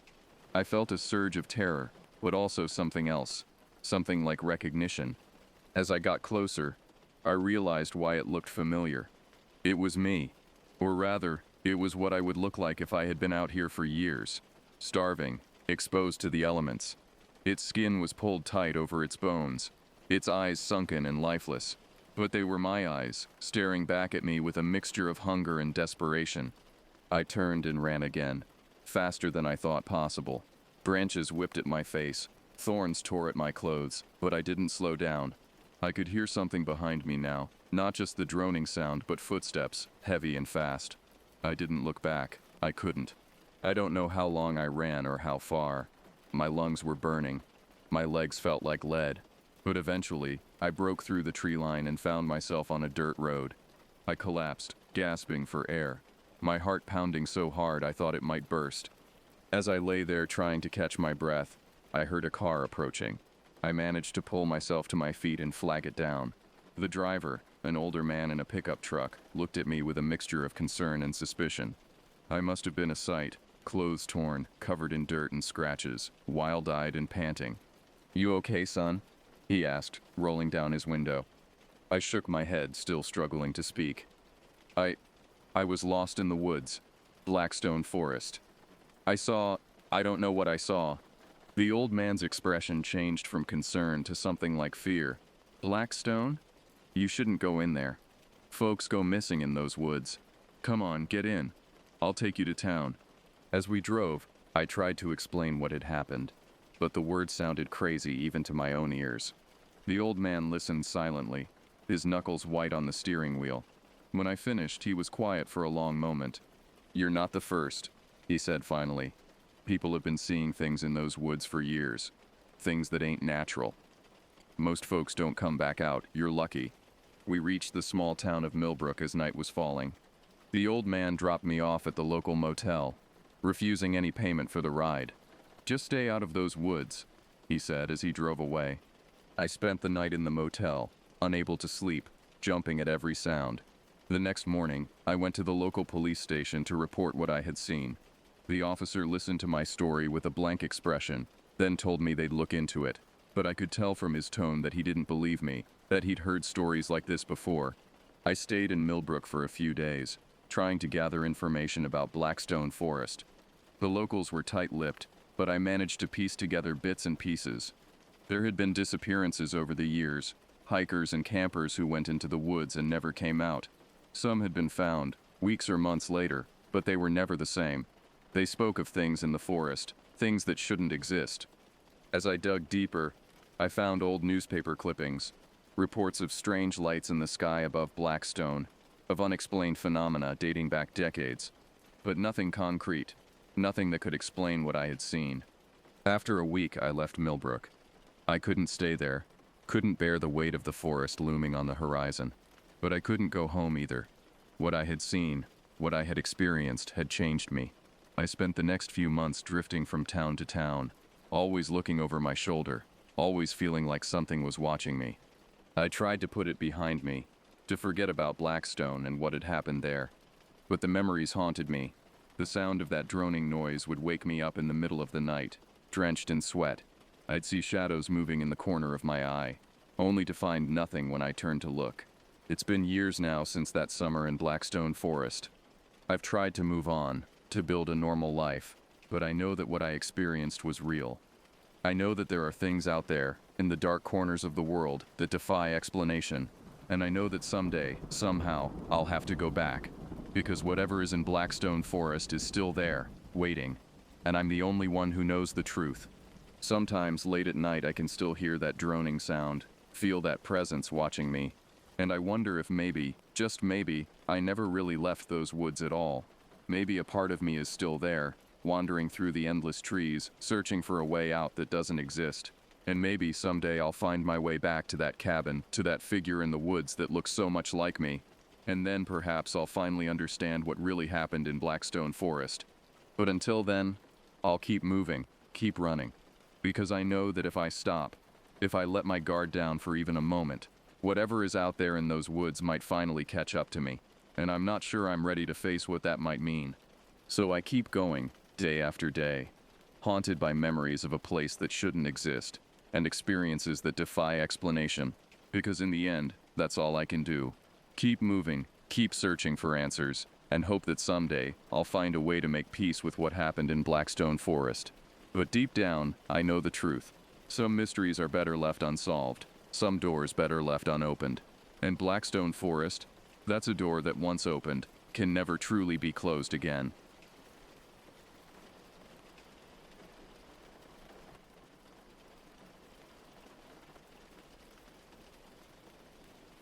My name is Arthur Scott, and I am 77 years old. What I'm about to tell you happened to me on October 7th, 1995. I had decided to take my RV out for a weekend camping trip to the Blackwater Falls State Park in West Virginia. It wasn't the first time I'd been there. I loved the peace and quiet the place offered. Being a teacher, I relished these moments away from the hustle of the school and the noise of the town. I set off early on Friday morning with my dog Max riding shotgun. Max was a loyal companion. A big German shepherd who was as gentle as a lamb but could look intimidating when he needed to. The drive to the park was uneventful, winding through the beautiful Appalachian countryside. The leaves were just starting to turn, painting the landscape in vibrant shades of red, orange, and gold. We got to the park around noon, found a good spot by the river, and set up camp. The campground was relatively empty, which wasn't unusual for this time of year. Most families had already taken their summer vacations, and the weather was starting to cool off. I liked it this way. Fewer people meant more tranquility.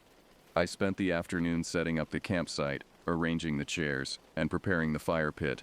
Max explored the surrounding area, his tail wagging excitedly as he sniffed every tree and bush within reach.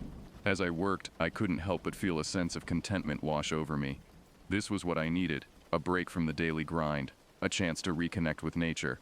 As evening approached, I decided to take a walk along the river. The water was low this time of year, exposing smooth river rocks along the banks. I picked my way carefully along the shore, enjoying the sound of the rushing water and the crisp autumn air. Max bounded ahead, splashing in the shallows and chasing after the occasional fish. When we returned to the campsite, I started a fire and cooked a simple dinner of beans and hot dogs. Max sat patiently by my side, his eyes never leaving the food. I chuckled and tossed him a hot dog, which he caught mid-air with impressive agility for his size. After dinner, I sat by the fire, reading a book I'd brought along, a historical novel about the Civil War. The crackling of the fire and the gentle rustle of leaves in the breeze created a perfect backdrop for reading. Max lay at my feet, occasionally lifting his head to scan the darkening woods around us. It was around sunset when I noticed the first odd thing. Max, usually so full of energy, was pacing nervously by the edge of the woods. His ears were pricked, and he was making these low whimpering sounds. I called him back and he came, but he kept looking back towards the trees. He just sat down next to me, still staring at the tree line. I tried to see what had caught his attention, but the gathering darkness made it difficult to make out anything beyond the first few rows of trees. "What is it, boy?" I asked, but Max just whined in response. I chalked it up to wildlife. Maybe he'd caught the scent of a deer or a raccoon. As night fell, the forest came alive with the sounds of nocturnal creatures. Owls hooted in the distance, and I could hear the occasional rustle in the underbrush. Probably small animals foraging for food. Despite the familiar sounds, there was an undercurrent of tension that I couldn't quite shake. I decided to turn in early, hoping to get an early start the next day for some hiking. I secured the campsite, making sure all the food was properly stored to avoid attracting bears, and retreated to the RV with Max. He seemed reluctant to enter, lingering by the door and looking back at the woods. I had to coax him inside with a treat. That night, I had trouble sleeping. The RV creaked and groaned with every gust of wind, and outside, the forest seemed unusually active. I could hear branches snapping and leaves rustling, as if something large was moving through the undergrowth. Max was restless too, pacing back and forth in the small confines of the RV. I must have dozed off eventually because I woke with a start in the early hours of the morning. The RV was silent, and even the forest outside seemed to have gone quiet. Too quiet. I sat up, straining my ears for any sound. That's when I heard it, a low guttural growl coming from right outside the RV. My heart began to race. I fumbled for the flashlight I kept by the bed, my hands shaking slightly. Max was standing by the door, his hackles raised and a low growl rumbling in his chest. I whispered for him to be quiet, not wanting to provoke whatever was out there. Slowly, I made my way to the window and peered out. The campsite was bathed in pale moonlight, casting long shadows across the ground. At first, I didn't see anything out of the ordinary. Then a movement caught my eye. Something large and dark was moving at the edge of the clearing, just beyond the reach of the moonlight. I held my breath, watching as the shape moved with an unnatural fluidity.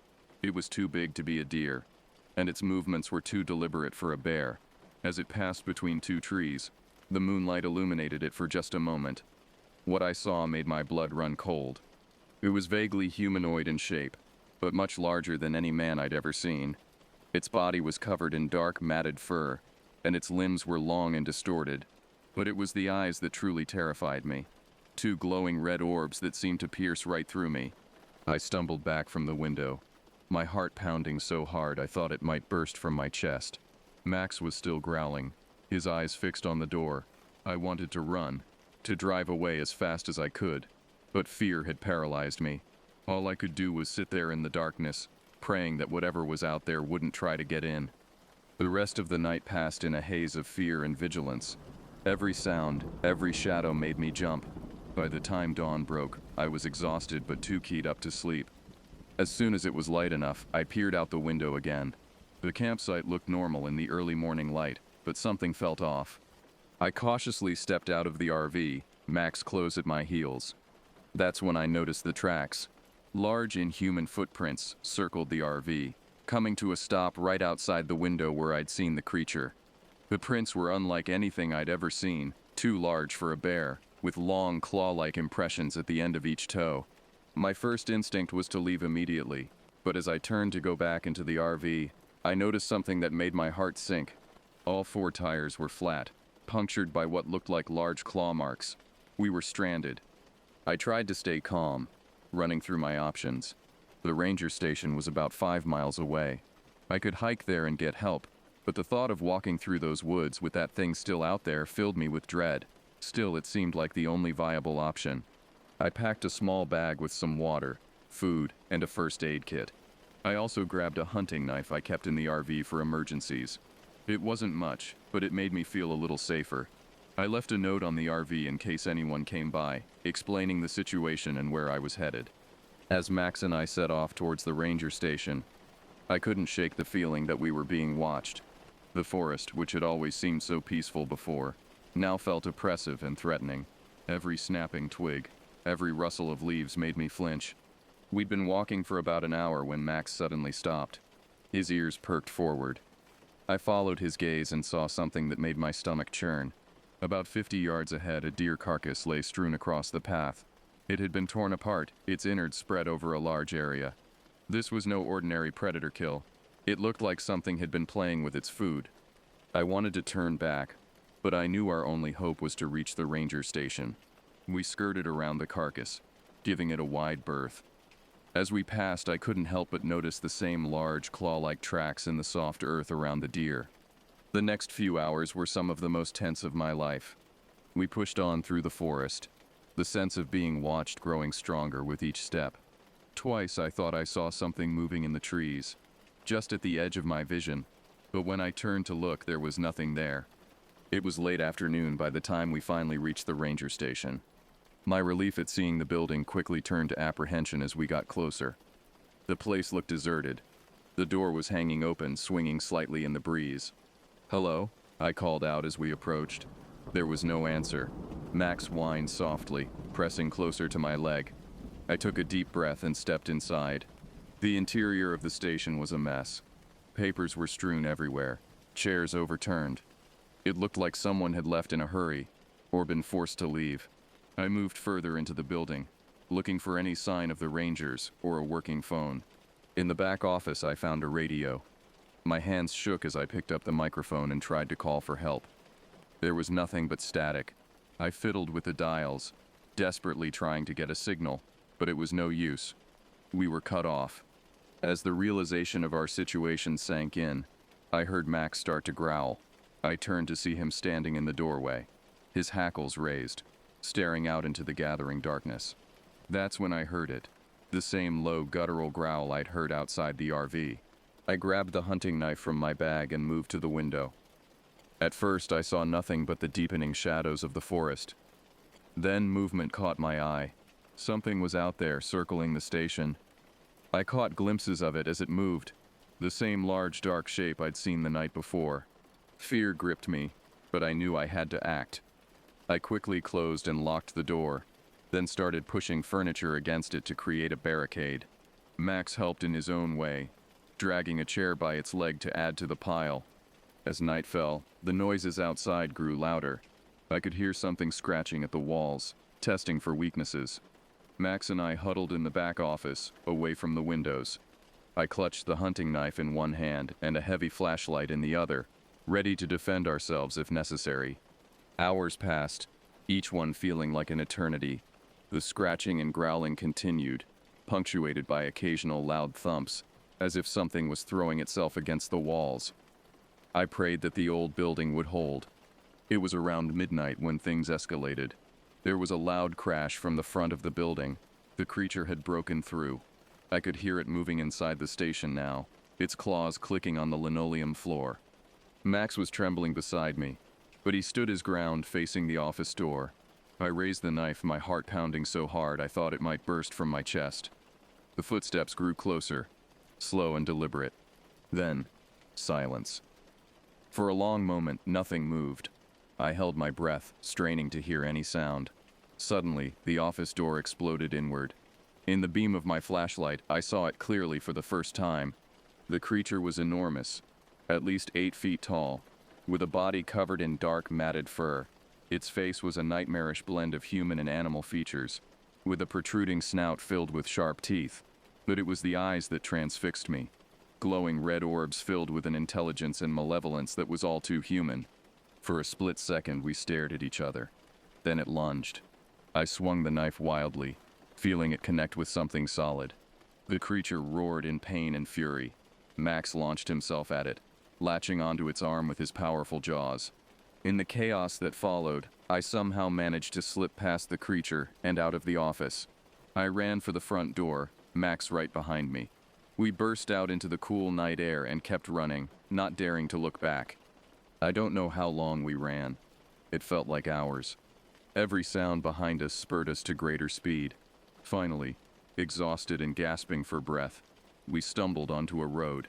In the distance, I saw headlights approaching. I flagged down the car, practically throwing myself in front of it. The driver, a middle-aged man, looked at me like I was crazy as I babbled out my story. But seeing my terrified state and the blood on Max's muzzle, he agreed to take us to the nearest town. At the local police station, I recounted my experience. The officers listened politely, but I could see the skepticism in their eyes. They assured me they would send a team to investigate the campsite and the ranger station, but I could tell they didn't really believe me. Over the next few days, as Max and I recovered in a local motel, I followed the investigation closely. The police found the ranger station in disarray, just as I'd described. They also found large unidentified animal tracks around my campsite and the slashed tires on my RV, but there was no sign of the creature itself. The official report chalked it up to a bear attack, despite my protests that what I'd seen was no bear. The rangers who had been on duty were found safe. They'd been called away on an emergency in another part of the park and had radio issues which explained why I couldn't contact anyone. In the weeks that followed, I tried to put the experience behind me, but I couldn't forget what I'd seen. I did some research and found similar stories from people who'd encountered something like it in the area. They called it the Wendigo, a creature from Native American folklore known for its insatiable hunger and ability to mimic human voices. I don't know if what I saw was really a Wendigo or something else entirely. All I know is that it's out there and it's dangerous. I never went back to Blackwater Falls, and I don't go camping alone anymore. Max recovered from his injuries, but he was never quite the same after that night. He became more protective, more alert to dangers I couldn't perceive. Sometimes, late at night, I hear scratching at my window, and I wonder if it followed me home. In those moments, I'm grateful for Max's steady presence beside me. Always vigilant, always ready to face whatever might be lurking in the shadows. I've told this story many times over the years, to friends, family, and occasionally to wide-eyed students who catch me in a reflective mood. Some believe me, some don't. But I know what I saw that night in Blackwater Falls. And I know that there are things out there in the dark woods that defy explanation, things that remind us that we are not always at the top of the food chain. So if you ever find yourself camping in those remote woods, and you hear something moving in the darkness, something that sounds almost human but not quite, don't investigate. Don't try to be brave. Just run. Run as fast and as far as you can, because some mysteries are better left unsolved, and some creatures are better left unseen.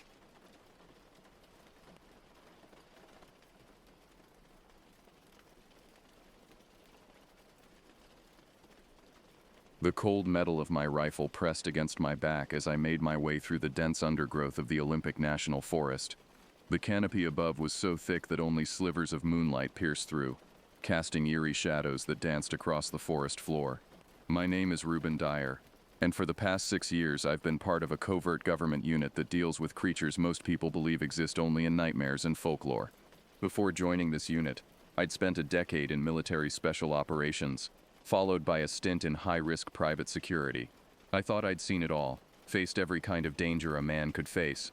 But nothing, not the scorching deserts of the Middle East, not the treacherous mountain passes of Afghanistan, not even the cutthroat world of corporate espionage, had prepared me for the horrors I've witnessed in this job.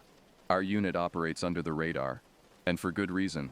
The things we hunt aren't the kind you talk about over dinner. They're the monsters that lurk in the shadows, the creatures that go bump in the night. And trust me, they're far more terrifying than anything your imagination can conjure. This latest assignment had brought us to the backwoods of Washington State. For months, rumors had been circulating about a series of brutal killings. Officially, it was written off as animal attacks, maybe a rogue bear or a particularly aggressive mountain lion, but the authorities knew better. That's where we came in. As I pushed through a particularly thick patch of ferns, I caught sight of Hank, our team's grizzled veteran. He was crouched low, examining something on the forest floor. Hank had been doing this job longer than anyone else on the team. Hell, longer than most people in our entire organization. He didn't say much, but when he did, you listened. "What have you got, Hank?" I whispered, careful not to disturb the unnatural quiet of the forest. Hank looked up at me, his weathered face creased with concern. "Tracks," he muttered, gesturing to the ground, like nothing I've ever seen before. I knelt beside him, my eyes struggling to make out what he was seeing in the dim light. Then I saw it, a massive footprint, easily twice the size of a human's, with long, curved claw marks etched deep into the soft earth. "Jesus," I breathed, feeling a chill run down my spine despite the warm night air. Hank nodded grimly. "Whatever made this, it's big, and it's close." As if on cue, a twig snapped somewhere in the darkness behind us. We both whirled around, weapons at the ready, but there was nothing there, just more trees and shadows. "We should regroup with the others," I said, trying to keep my voice steady. Hank nodded in agreement, and we began making our way back to where we'd left the rest of our team. Our group for this mission was a mix of veterans and rookies. Besides Hank and myself, there was Jess, a former FBI profiler with a knack for tracking that bordered on supernatural. Then there were the new guys, Gabe and Wyatt, fresh out of whatever shadowy training program our organization ran. They were green, jumping at every snap of a twig, but they had potential. We found them gathered around a small clearing, tension evident in their postures. Jess was poring over a map spread out on a fallen log, while Gabe and Wyatt kept watch, their eyes darting nervously between the trees. "Find anything?" Jess asked as we approached, her voice barely above a whisper. I nodded, gesturing for everyone to gather closer. "Tracks," I said. "Big ones. Whatever we're dealing with, it's not your average predator." Jess's eyes narrowed. "I've been going over the reports of the attacks, the victims. They weren't just killed, they were torn apart, like something was feeding on them." I saw Gabe blanch at her words, and even Wyatt looked a little green around the gills. I couldn't blame them. This job had a way of showing you the darkest aspects of nature, and sometimes things that defied nature altogether. "All right, listen up," I said, taking charge of the situation. "We're going to set up base at the old ranger station about a mile north of here. It's defensible, and it'll give us a good vantage point to plan our next move. We move in pairs, eyes and ears open. Whatever's out there, it knows these woods better than we do. Stay alert." As we gathered our gear and prepared to move out, I couldn't shake the feeling that we were being watched. The forest around us seemed to press in, the darkness between the trees hiding untold dangers. I'd been on countless missions like this before, but something about this one felt different. There was a weight to the air, a sense of ancient primal fear that set my teeth on edge. Little did I know, as we set off towards the ranger station, that we were walking into a nightmare beyond anything we could have imagined. The hunt had begun, but we were no longer the hunters, we were the prey. The old ranger station loomed before us, a dilapidated wooden structure that seemed to sag under the weight of the surrounding forest. As we approached, I couldn't shake the feeling that we were walking into the maw of some ancient, slumbering beast. "All right, let's secure the perimeter," I ordered, my voice barely above a whisper. "Jess, you're with me. We'll take the inside. Hank, you and the rookies check the grounds." The floorboards creaked ominously as Jess and I entered the station, our flashlights cutting through the gloom.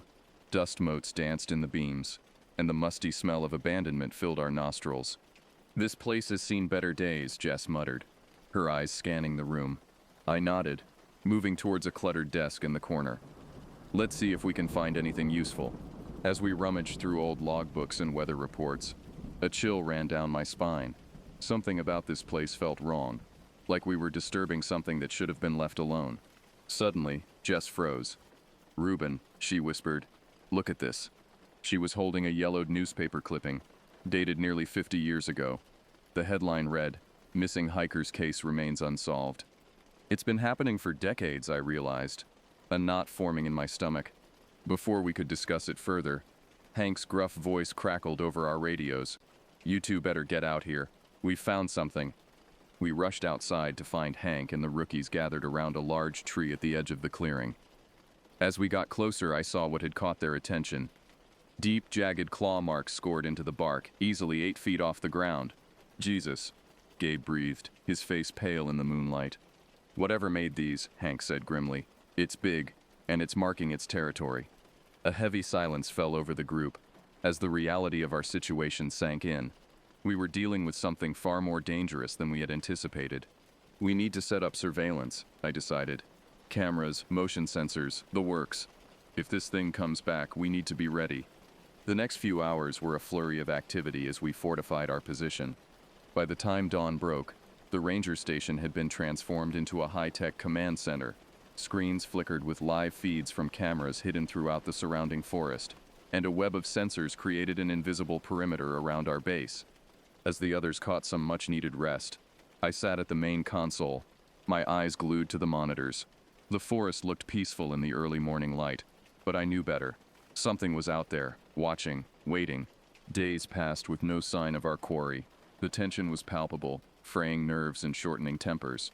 Gabe and Wyatt spent their time cleaning their weapons obsessively, while Hank pored over topographical maps, searching for any clue that might lead us to our prey. It was on the 4th day that things began to unravel. Jess had picked up a trail, something faint but promising. We found ourselves at the edge of a steep ravine, the ground soft and muddy beneath our feet. "The tracks are deep," Jess murmured, crouched over a series of impressions in the earth. "Whatever it is, it's massive." But there was something else, something that made the hairs on the back of my neck stand up. The tracks ended abruptly at the edge of the ravine, as if the creature had simply vanished into thin air. "It's messing with us," Hank growled, his eyes scanning the tree line. We spread out, moving cautiously through the undergrowth. The forest was eerily quiet, the usual chorus of birds and insects conspicuously absent. I kept my rifle close, finger resting lightly on the trigger. That's when we heard it, a blood-curdling scream that shattered the silence like a gunshot. We spun around to see Gabe crumpled on the ground, blood pouring from a gash in his throat. Wyatt stood frozen, his eyes wide with terror, as something massive and dark darted through the underbrush. I fired instinctively, the rapport of my rifle echoing through the trees, but the creature was gone, vanishing into the dense foliage as quickly as it had appeared. Hank was at Gabe's side in an instant, trying desperately to staunch the bleeding, but it was too late. The young agent's eyes stared sightlessly at the canopy above, his face frozen in a mask of terror. "What the hell was that?" Jess hissed, her voice trembling. "It's playing with us," Hank said grimly, wiping blood from his hands. "That thing is smarter than we gave it credit for." We retreated to the ranger station, our spirits broken and our nerves shattered. As we barricaded the doors and windows, I couldn't shake the feeling that we were no longer the hunters. We had become the hunted. Night fell, bringing with it a suffocating darkness that seemed to press in on us from all sides. The ranger station, once our refuge, now felt like a cage. It started with a low, vibrating hum that resonated through the walls. A sound unlike anything I'd ever heard before, deep and primal, making my teeth ache and my heart race. "It's here," Hank whispered, his face ashen in the dim light of our monitors. The attack came swiftly and without mercy. The door exploded inward in a shower of splinters, and there it was, a nightmare made flesh. The creature was massive, easily 7 feet tall, with a body that seemed to be a patchwork of different animals. Thick, sinewy limbs covered in coarse black fur ended in razor-sharp claws. Its maw was lined with jagged teeth, like rows of serrated knives. But it was the eyes that truly chilled me to my core, glowing orbs that radiated a malevolent intelligence. It lunged at Hank first, moving with a speed that defied its size. He fired point blank, the bullets tearing into its flesh, but it barely slowed. With one swipe of its massive paw, it sent Hank crashing into the wall, leaving a smear of blood in his wake. Jess was next, emptying her clip into the beast's side. For a moment I dared to hope it might be enough. But then it turned on her, jaws snapping shut around her arm with a sickening crunch. Her scream of agony was cut short as it tore into her, ripping flesh from bone with savage efficiency. I grabbed the shotgun, our last line of defense, and fired. The blast caught the creature in the head, staggering it momentarily. But it wasn't enough. With a roar that shook the very foundations of the station, it charged at me. I fired again, aiming for its chest. The creature swayed, its glowing eyes rolling back in its head, before it finally crumpled to the ground. For a long moment I stood there, shotgun trained on its still form, hardly daring to breathe. When I was finally certain it wasn't getting back up, I turned to my fallen comrades. Jess was barely clinging to life, blood pooling around her mangled body. Hank was slumped against the wall, his breathing ragged and labored. Wyatt was nowhere to be seen, likely taken during our retreat to the station. With shaking hands, I radioed for extraction, my voice cracking as I relayed our coordinates. It felt like an eternity before I heard the distant thrum of helicopter rotors. As the medical team rushed Jess and Hank to safety, I stayed behind, watching as another team carefully loaded the creature's body into a containment unit. Unlike other cryptids we'd encountered, this one didn't fade away or dissolve into nothingness. It remained solid, real, undeniable proof of the nightmare we'd endured. Months have passed since that fateful night in the Olympic National Forest. Jess and Hank survived, barely, but they'll never be the same. The physical scars will heal, but the memories, those will haunt us forever.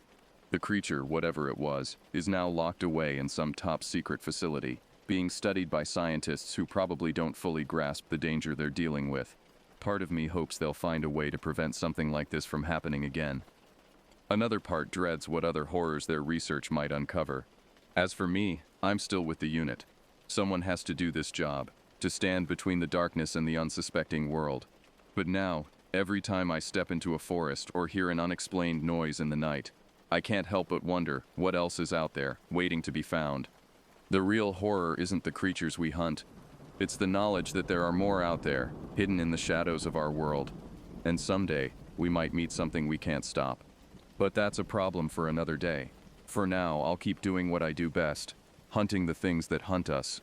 Because in this line of work, you never know which mission might be your last.